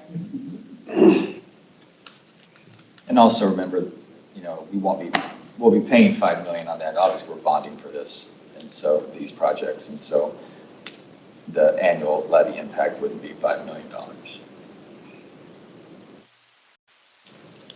We get to bond less and less interest. Yeah. Okay. Other than that, I didn't have any questions on this. Okay, other questions? I know this is not on here, with the water and public works, as we get down, again, I'll just say, thinking creative with other governmental partners that maybe have need for water or storage, just to think about that. And I don't know how those conversations are going, but those are both huge numbers. Absolutely. And seeing where conservation might play into Yeah. that too. Mm-hmm. I mean, with the new billing cycles everyone's gonna feel it next month as they get their bills for summer irrigation. So, Or maybe you could talk about the study that's going on here now that might have a little bit of impact on. Sure. So we are looking at the new way to treat our water in the future. So it's we're going to bring it back at a future council meeting, but instead of using chlorine basically to help precipitate out the iron and manganese in the water, we're actually looking at kind of a more organic process. There's actually the Department of Health is working with several other communities in the metro area and out of state right now on converting their treatment facilities into more of a biological process. So there's a lot of advantages with that. One, you decrease the amount of chemicals that you put in the water. Two, you can put more water. You can the filter system you can have more water going through it on a cubic foot basis. So and then three, it'll save a lot of cost in the future with an expansion. So we're looking at potentially not having to, if this process works out for us, we're looking at potentially not having to add additional filters, which is half the cost of the expansion. So, so we're still in the study phase. We're going to know in maybe another 4 weeks how well this is going to work with the chemistry of the water that we have. We have some aeration issues we got to work through, and then the filters too. These filters are kind of ancient, so to get it up to the biological standard, you really need to replace the filters. So there's some cost up front, but on the back end, you potentially save a lot of money on future treatment needs. Cool. Okay, other questions? Okay. I'll let We you. apologize for tearing up this half of town right now. I know Zach's been getting a lot of calls, I'm sure, about detours and Just a I just reminder, keep just a telling people reminder. it'll be fixed by the time school starts. Yeah, and just a reminder, it wasn't initially planned this way. 179 was supposed to be done last year, and the county rejected the bids and got pushed back a year, so we did not intend to shut down an entire quadrant of the city. You know what, we forget about it. It takes about 4 months or so, and then we forget all about it. So It's probably working pretty good though with the weather. We've been very fortunate. We're basically ahead of schedule on all our projects. So far, so good. Okay. Okay. So I can't remember the exact timing. I believe we bring this back for formal approval in October, November, is that right? October, yep. October, so, and like I said, you'll see the next part of the CIP at the next work session as well. Great. Thanks, guys. Thank you both, appreciate it. All right, I will keep it on for the second quarter financial report. Thank you. I won't do this near the justice that Julie will the next time. But second quarter financial report, nothing of note really. Everything's going fine.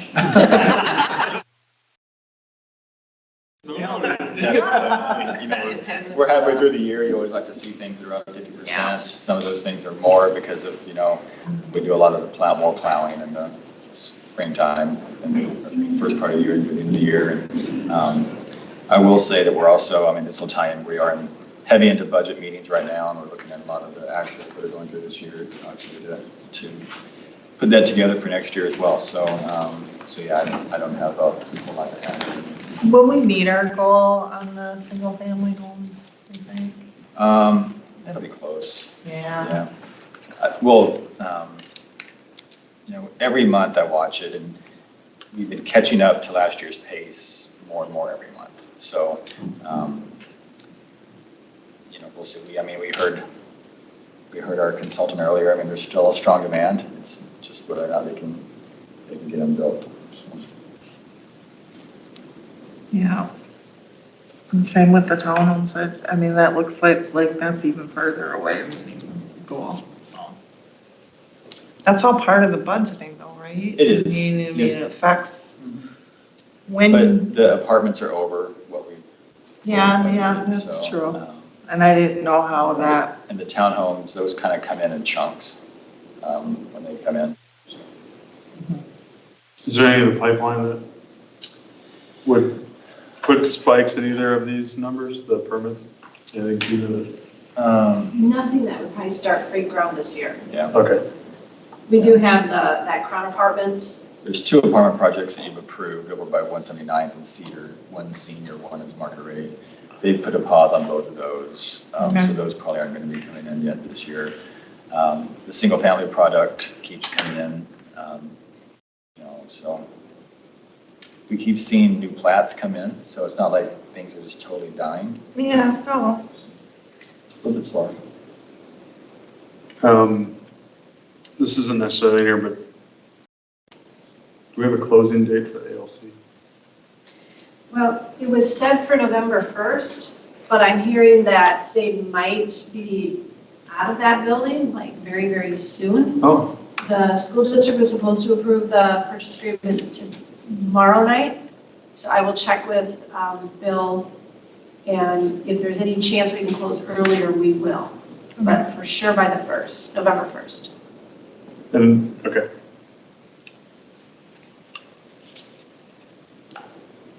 Good job on the report. Thanks. Yeah, other questions? Did you want to weigh in on any of these based on your first glance? Yeah. Geraldine did share with me about the work comp coming in so much higher. Yeah, that's right. And that is allocated out to departments. It's an allocation of those premiums. But then the insurance fund is actually getting built up by the savings between there's a calculation between the manual premium and what we end up paying because of the rating, the modification factor. So if need be, if you need to do transfers out of the insurance fund back into the general fund to help offset some of that increase, we can do that. And then you'll just budget for it for this next year, because the rate, once they give you the reading, it doesn't really go down. Next year's, we're getting hit next year. We already got that. That's incorporated in all the budgets. That's a big impact. So the budget you're working on now will not have paid leave increase though, that is the year after. That'd be 25, right? Any other questions on the financial stuff? We'll entertain a 5-minute recess before we jump into this next item, if that's okay with everybody. Works for me. All right, following recess, 5 minutes or so.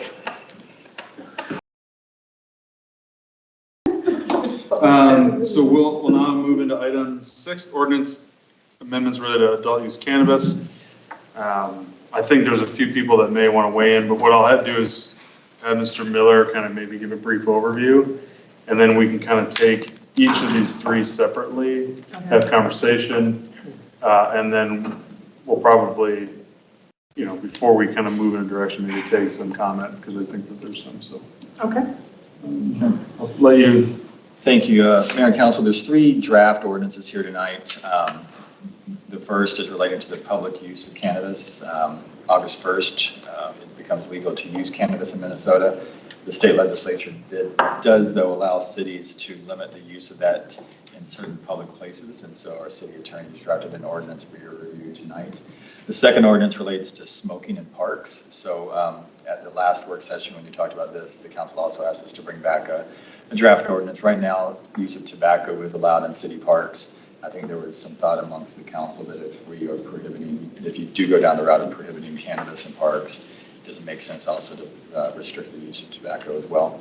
And then the third item is a draft ordinance of a moratorium. The legislature, when they did pass the cannabis law, the first retail licenses most likely are not going to be issued by the state until January 1st of 2025.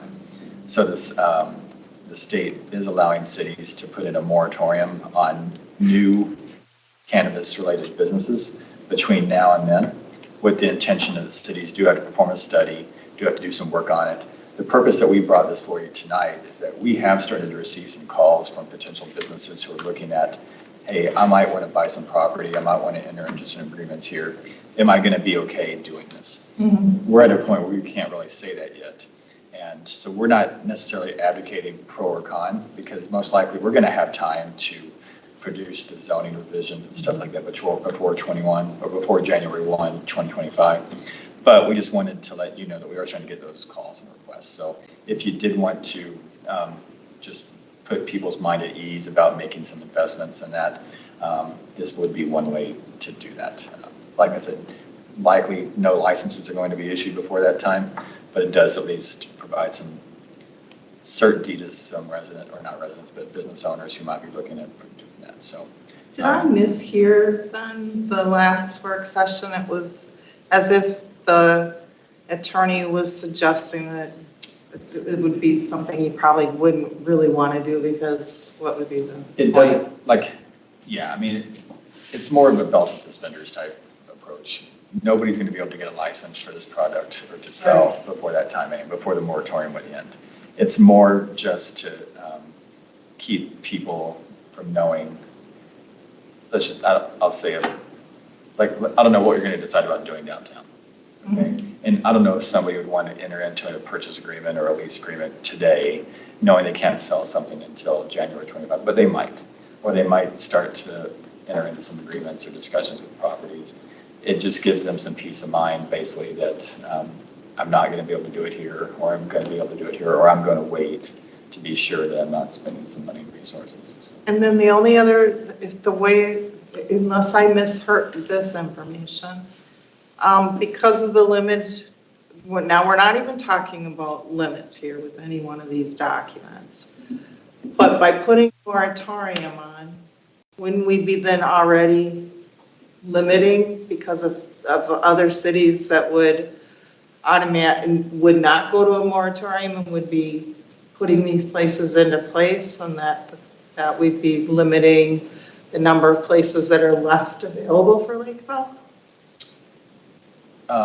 No, not necessarily, because you aren't going to be able to get a license until January 1st, 2025.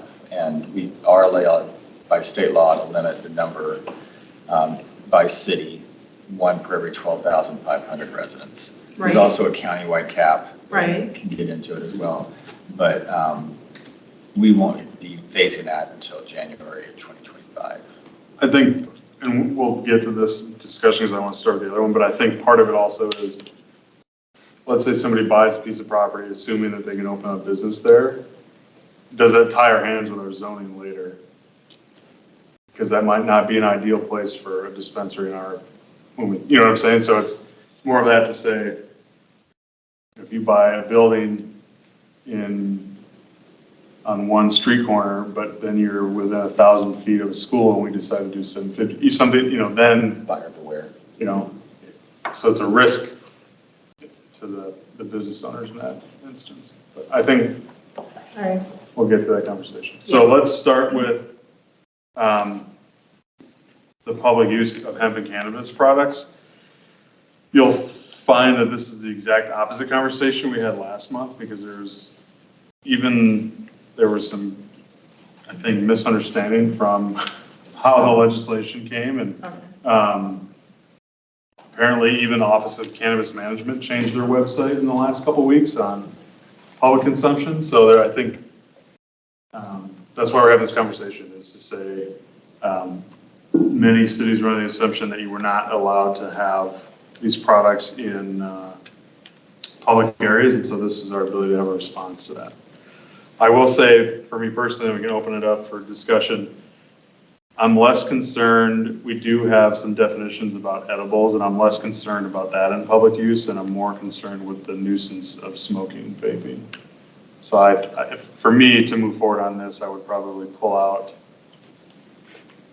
the prohibition on lower potency hemp edibles or hemp-derived consumer products, basically seltzers, those type of things. So I don't know if anybody else has other thoughts about this. Yeah, I mean, I'm in favor of an ordinance that restricts the use. The question that I had was around, why? And I think most of it is to just minimize the nuisance pot is totally different even from cigarettes. And so I would support it to just make sure that, we have a downtown and a park system that this, and then potentially even smoking, just is not something that's normalized, which, we already have the legalization, but they left it to the cities to decide how they want that use normalized in their communities. And I've gotten feedback, and I think most of the feedback I've received is just, I would like to go enjoy the beautiful amenities Lakeville and not have to experience a pungent smell when I do that. So I'm supportive, especially of the smoking and the vaping piece, and the edibles. We've been having those in our community already for some time without restriction, and it hasn't been an issue. The thing that I thought was so strange is that when they passed medical marijuana in Minnesota, that doesn't allow public consumption of smoking and vaping. But now all of a sudden we're moving to recreational, so now all of a sudden it's okay. I thought that was very strange that the legislature would go one direction for medicinal and then a totally different direction for recreational. Well, the other piece is, like you mentioned before, the confusion. As this was going through, what I was hearing was this is on private property and it's in your own home, it's in your friend's home, it's in private, and then all of a sudden it was just almost a total 180 to know you will be able to smoke it anywhere. And I think it's well within a city's purview to be able to, once again, just decide how we want to normalize this as a community. Can I ask a really dumb question? Yeah. It kind of is. I don't know, maybe even the chief knows.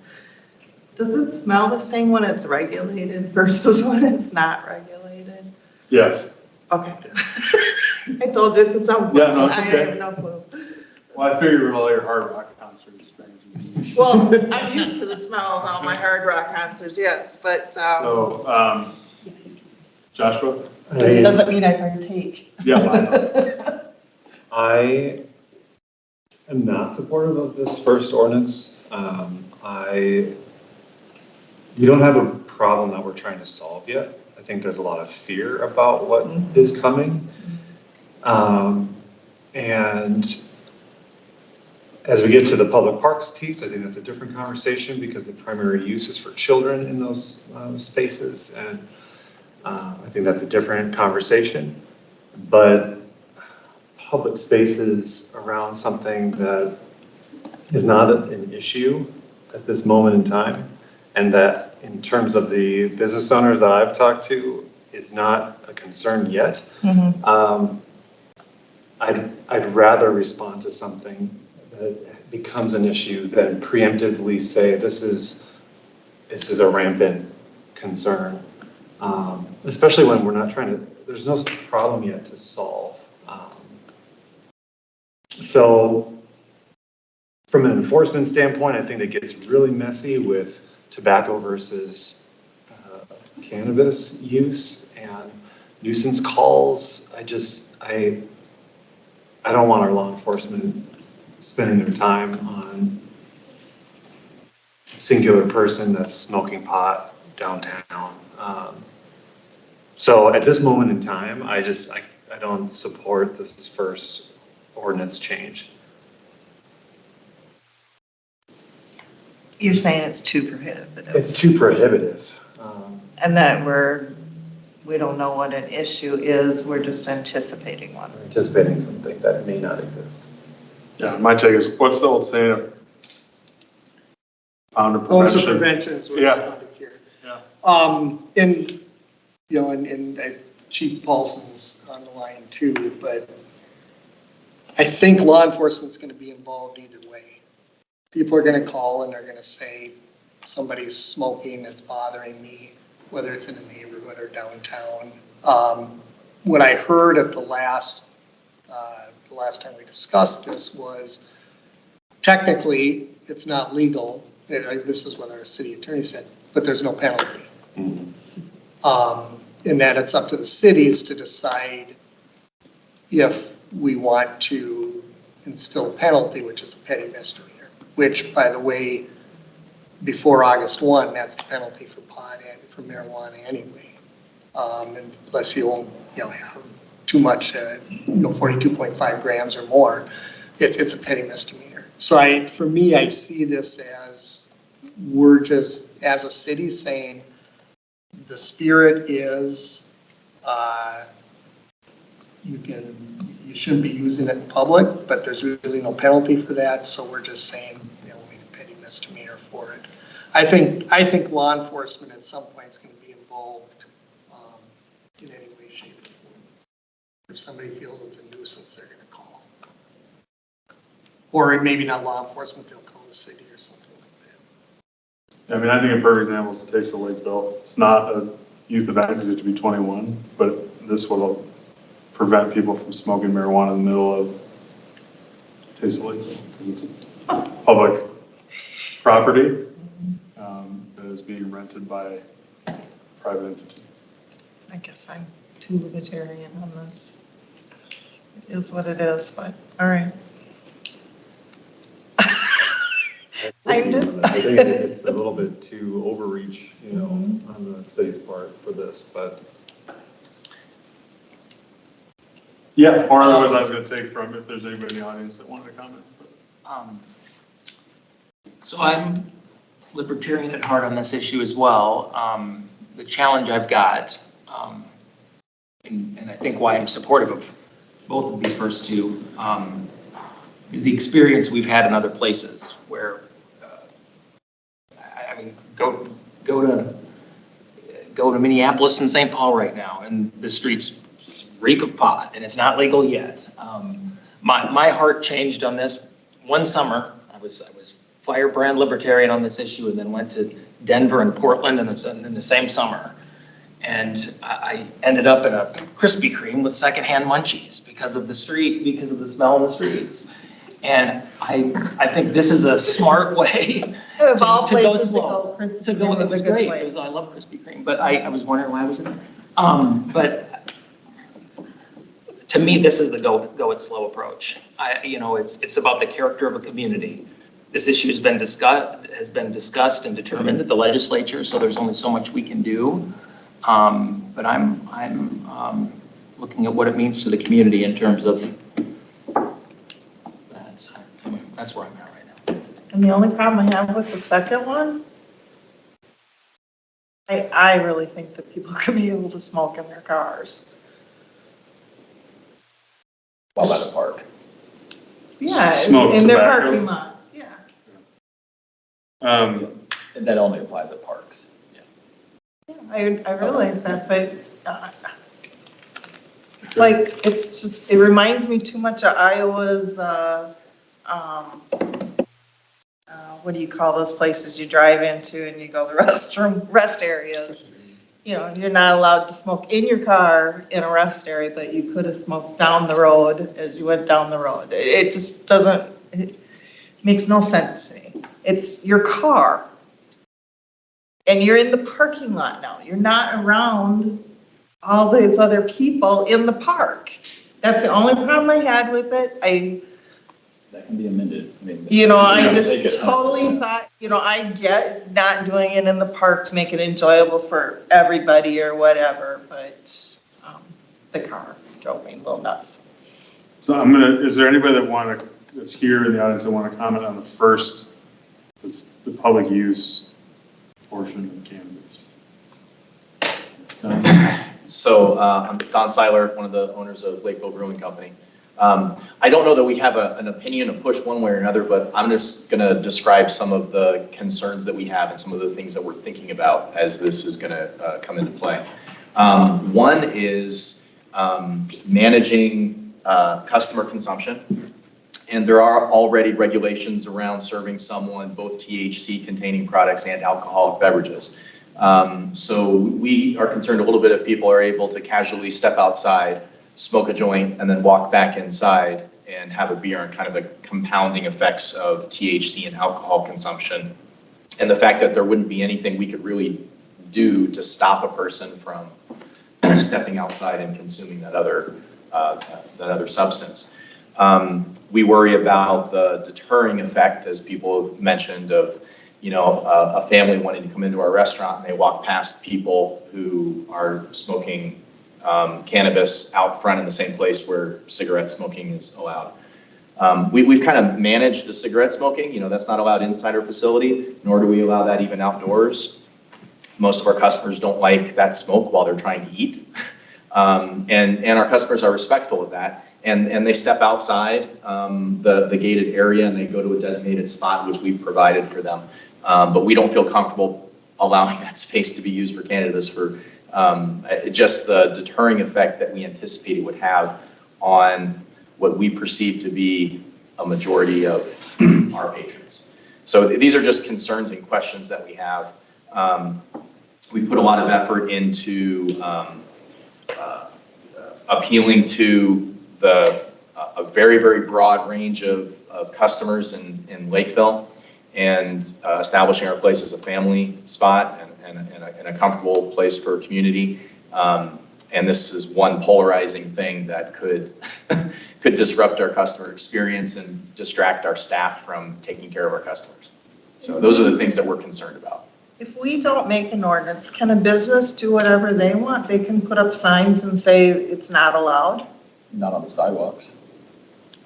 No, in his establishment. If he didn't want to have any pot smoking at his establishment, could he not have the right, if we didn't have an ordinance against it, would he not, as a business owner, have the right to establish for his own business that he did not want it in his business? Yes, but they can't smoke inside anyway. Right. Right. But the they would, sidewalks- even his designated outdoor smoking section, he could have a sign that would say tobacco only. Yes. Sure, But- but. Even if we didn't But- have, Short of the sidewalk and the public property that abuts it.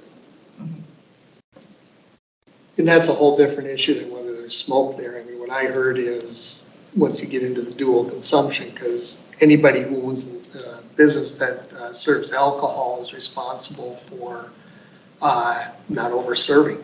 And so if you have somebody that's smoking marijuana And then drinking alcohol too, that affects the ability to do that. So what I heard was less about the smoke and where it's managed and more about how we manage consumption of mind-altering substances, alcohol and marijuana combined.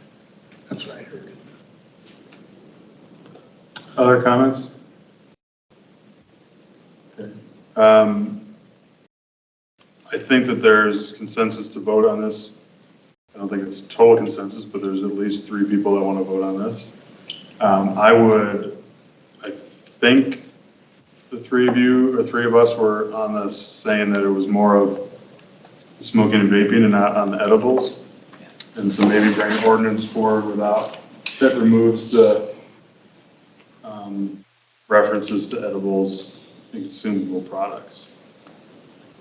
I would make the argument too in support of removing the edibles that, like in what we were just talking about, the edibles are a prescribed amount. You actually know to some extent what you're dealing with versus smoking is kind of the Wild West in terms of what's the level of THC, how is it affecting your body. That's a much different scenario. So that'll be on August 7th? Okay. All right, moving on to the second, and that is related to smoking in city parks. I did hear your concern about that, Michelle. I don't know if others had concerns. For me, I think to try to ensure that there's not confusion and amongst those that are consuming cannabis, that having no smoking in the parks is probably the direction I would go, because it at least ensures that it's like, I don't want to use the word level playing field, but it's like we're not, if somebody's not, saying smoking a joint, but they're like, oh, it's a cigarette. Yeah. We avoid that problem with this ordinance. So that's my take. I don't know if others have input. Oh, I'd really like you guys to consider the car thing. You've got relatives coming in to, join some family event or whatever, and to suddenly they don't have any place to go. They're an adult. They made the choice to smoke cigarettes. I get it. You don't want it around the kids, but in their own car, I just don't. I don't get it. Where was the car portion? It's in 7-1-7.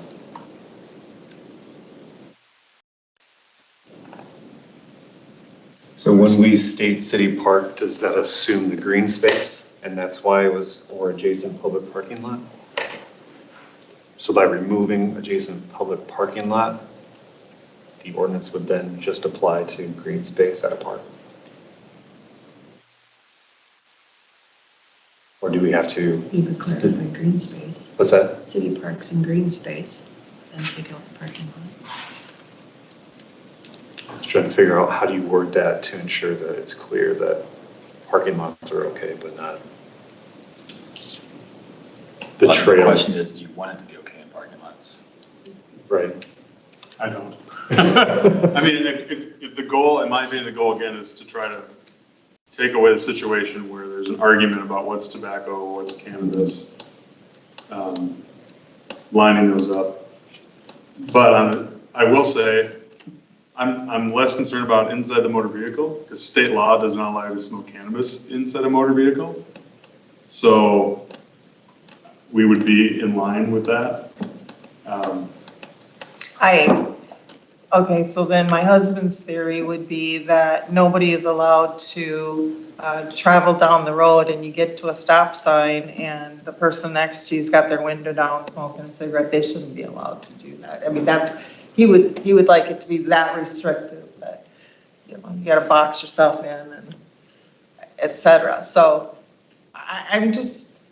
I think where I still land on this is the primary user of our parks are kids. And it doesn't matter if you're in the parking lot 20 feet away or if you're in the park, it's still there. And it's providing potential access and not role modeling well for the kids in the park. So I think I'd be more comfortable with just the whole park space, including the parking lots, as opposed to trying to parse that out. I think that gets too messy. Is there, I figured I'd be the only one, so I just thought I'd throw it No, out. I totally understand your perspective. I mean, if I was a smoker, I would then sit, I mean, I totally get that. I just, we're trying to be within the park space and I'm assuming this is model ordinance that other. You just have to have signs then, that for Right. people to really truly understand that smoking in your car is not allowed. That's the way they are in I think Iowa. Savage- The signs say tobacco free and smoking in your cars is not allowed. I think Savage and Burnsville are smoke-free parks, right? I know, we looked at a list earlier today. I mean, there's a lot. And Prior Lake was I having would the say same more- conversation we are. More, there are more that are smoke-free than allowed.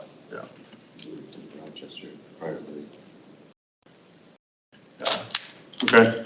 I'm okay moving forward with this based on the way it's currently written, but if we need to make a change on the vehicles to get a majority vote, I'm fine with that too. I'm okay with it, and I hear, Michelle, what you're saying about the cars, but I keep thinking, so I got my Jeep and I got the doors off and the roof open, and now I'm gonna light up a cigarette in there, you know, and it's in my car. So it just gets more difficult to distinguish, you know, what does in your car mean? I mean, it means sitting in your car, but if you got all the windows down, I'm sitting on the trunk of my car, am I in my car? And I support it, but I'm plenty willing to, if we were to decide to eliminate the car piece, I guess I look at it as a designated smoking area. You know, if you go to the restaurants, there's a designated smoking area, you can avoid it. Cars to me is like a designated smoking area. Any further conversation with this one? So we'll take this on the 7th. Okay, moving on to the last of the three. This is the one related to the prohibited operation of cannabis business. Justin, you had mentioned earlier that it doesn't impact businesses that are already operating. It does not impact businesses that are selling legal products as of today. Okay. So my other question would be, do we have to say till January of 2025, or can we say, maybe we try to be aggressive with ourselves to try to get a lot of this done by January 1st of 24? I mean, can staff come up with some zoning stuff between now and then? Or do you think that that's too aggressive of a timeline?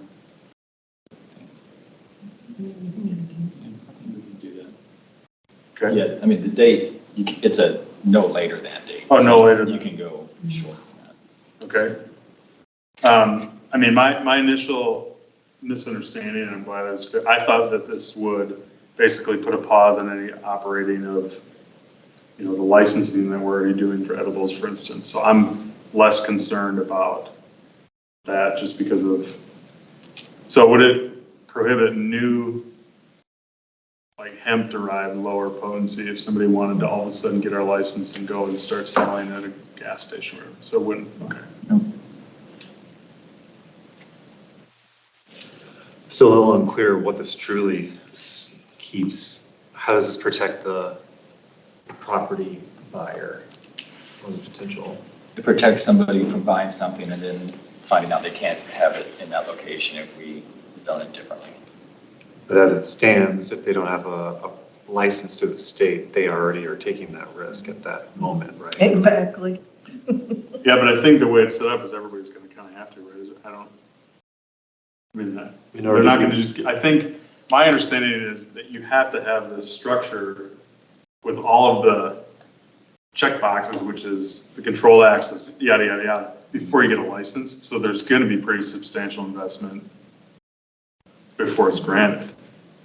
Because I'll get to you in a minute, but so I don't think, maybe I'm totally wrong, but I don't think you'll be able to, you'll have to make some investment without assurance of getting the license is what it's, the way I read the box checking on getting the license.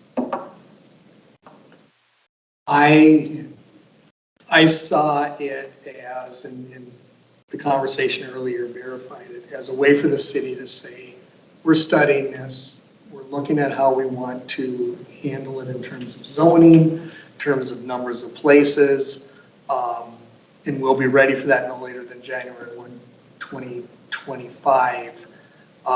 Because, somebody has full choice of buying some land and they don't know how it's going to be zoned, and it might be a poor investment. But the other piece is if this doesn't restrict our current, like the CBD stuff, somebody could come and open a business like that with the full intent of opening something later on once the licensing stuff comes through from the state. To me, this is a way of telling somebody, we aren't 100% sure right now. So we're studying this, and we just aren't going to be allowing any of these things. To me, it was just a way to be clear about where we're at in the process. So if we do this, does that mean no more edibles? No. New edible places can open, or? No, I was like, Anything that's legal today to sell can continue to be sold. So we already have the licensing in place for the THC, so someone can go through the process. The CBD. CBD, yep, sorry. Like the remedy bar, if another remedy bar wanted to open up, or another, you name it, that is selling legal product today, they can do that. because it's derived from hemp and not cannabis. No, I realize that they already exist. No, I'm even just a new saying, business. If they're sell- if they wanna any sell new a product business in that that's legal to arena. sell. Now, the difference is effective August 1, cannabis will be legal to use. It's not legal to sell yet. Right.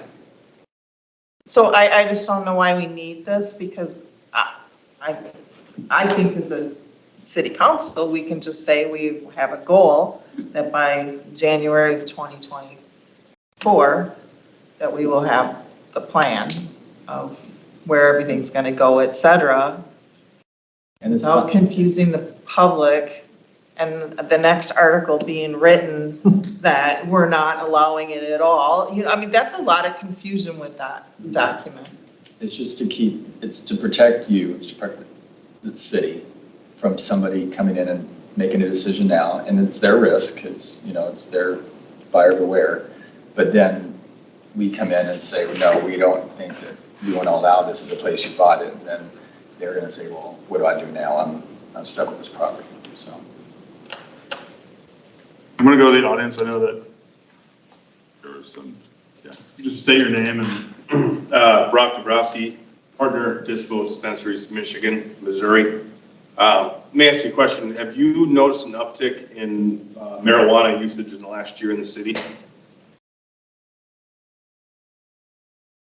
Well, I can tell you that the sales from what the business told me is, yes, they're doing pretty well.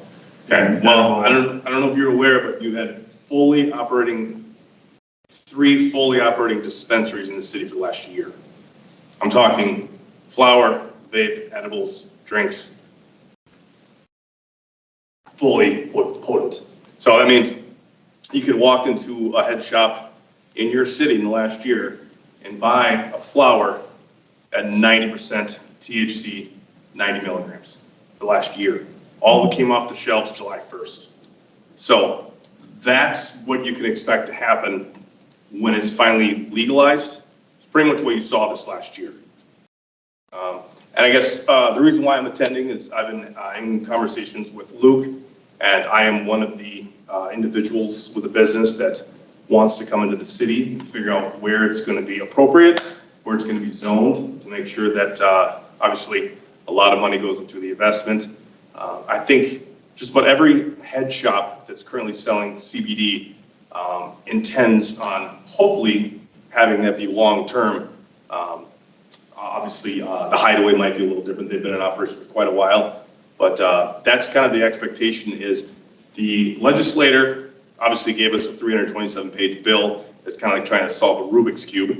But with that, it is based on the merit system. And one of the criteria is to obviously vet, there's a bunch of things that's going to have to be kind of read and figured out. But One of them is to make sure that when you present your application for a license, that you kind of have a pretty strong business plan in place. And obviously to prove that is to show a track record that you can successfully run a business.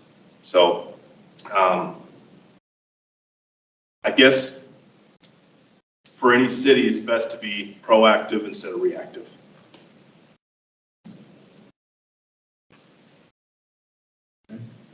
Any other comments related to the council? I mean, where do we want to go on the moratorium? Do you feel comfortable with our current timeline? I think we need some more tools in the toolbox here. I don't know if this was your intention, but that comment made me think that a moratorium is actually more needed than I thought, because we need the time to make sure everyone's in line. Is he interpreting it correctly? I don't think so, no. I think Please, it was already here. Today. It was already here. Everything's been taken off the table for now after he's selling 5 milligram or less CBD, THC product in their stores. I don't think you need to be afraid of the big bag boogeyman. It's already here. It was already here. I'm not afraid of the boogeyman. I guess I'm more so wanting to make sure that people are not investing in places that will not be valid locations for dispensaries. I think when you mentioned January 2024, what's that give us? 4 months? 5 months, 5 months? Yeah. I mean, We might, yeah, I mean, Yeah. we might ask for a little bit more time than that. My only point, and you might be going on the same train of thought, is, part of the waiting game is, this the state office is supposed to get organized. I don't have a lot of confidence that that's going to happen on the timeline that they're saying. And one of the things that cities would benefit from is the work that they're supposed to be doing on model ordinances. It does not mean that we can't come up with our own, but it would certainly be helpful to have some model ordinances from that based on the legislation. And again, remind me That that was one of their first tasks. basically the restrictions are we can decide zoning, so like a commercial zone, certain footage to daycares and schools, and that's basically the amount of it. Yeah.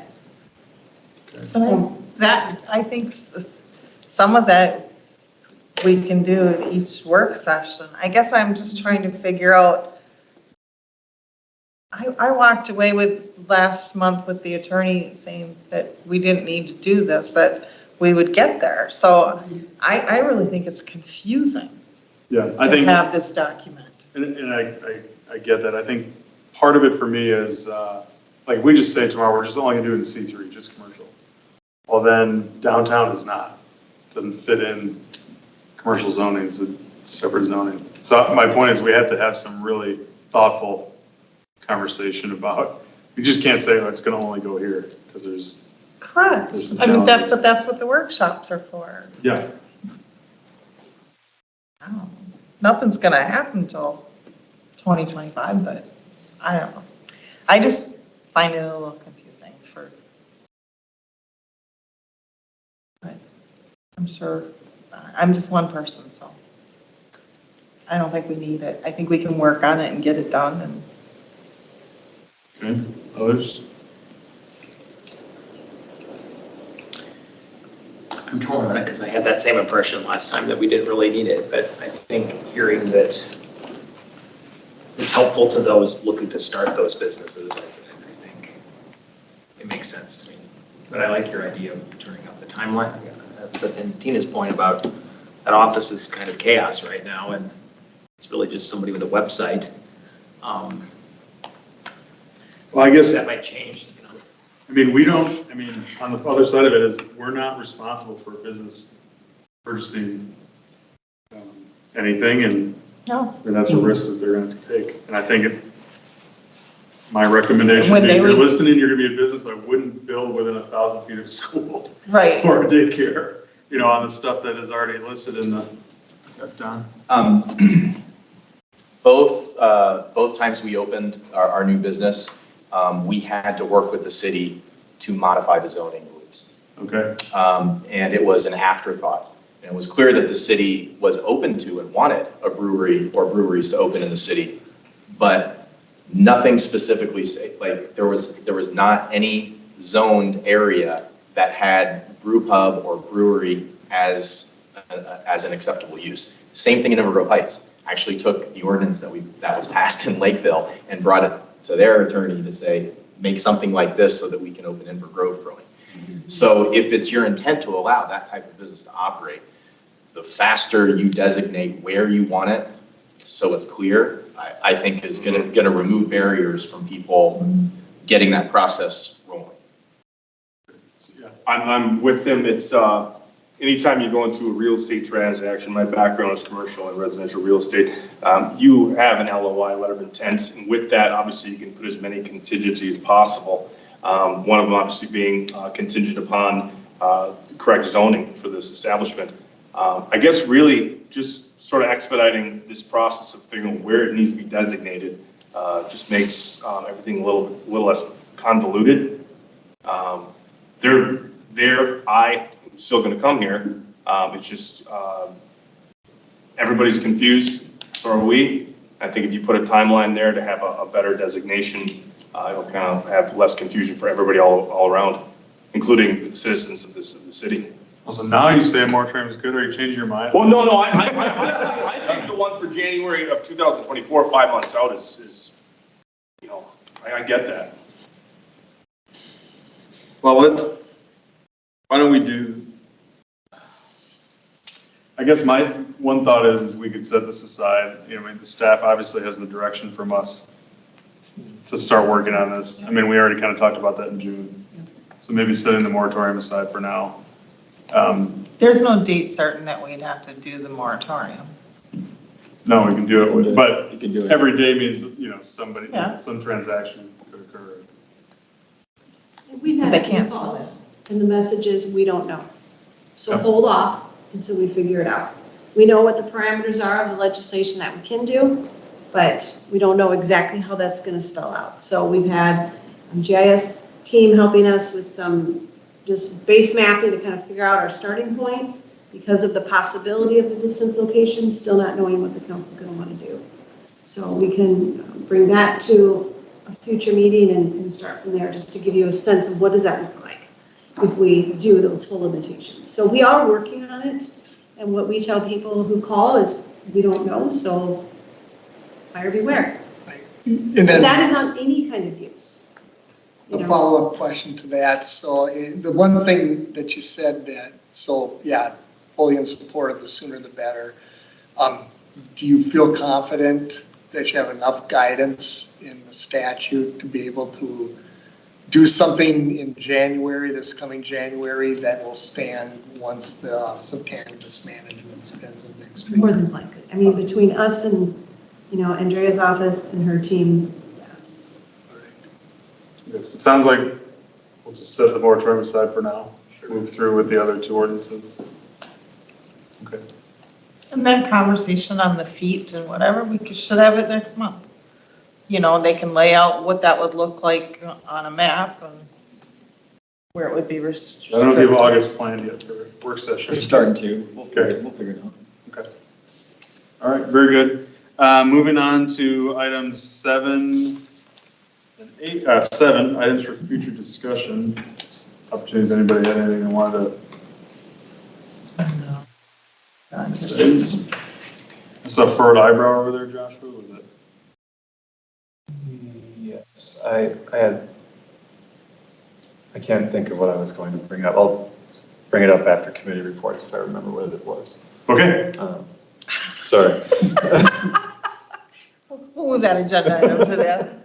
It's the last. Sorry, we're not, it's just for council discussion. Oh, gotcha. Yep. Okay, moving on to item number 8, then community and city administrator updates. So the only update I had is I attended the DBB meeting last week, I guess. The county had requested some funds back. The consensus at the board was that the JPA wouldn't allow the funds to be returned to the county. So that's where we're at. DBB will be dissolved end of August, I think. So we're just, and then we're slated to have some sort of a portion of money returned to the city when that finally comes through. Nothing else. Great panic rod, felt good about it. Good turnout, except for the rainy cruise night, so. Oh, that was good. Okay, anything else? Otherwise, I'll take a motion to adjourn. Real quick. Oh, sorry. Just a sec, Chief Paulson did send out an email to everybody if you're interested in going along with Lisa's buyer for National Night Out. Next week, just reply and they'll set you up. And then just also a reminder that next Monday, a week from today, is a joint meeting on Vision Lakeville with all of the committees and commissions. I'm glad you set the I reminder. believe it's at 6:30. And that'll be at the chambers. Okay. Okay, Very good. take a motion. I move that we adjourn the work session. In a second. All in favor? Aye. Opposed? We're adjourned. Perfect.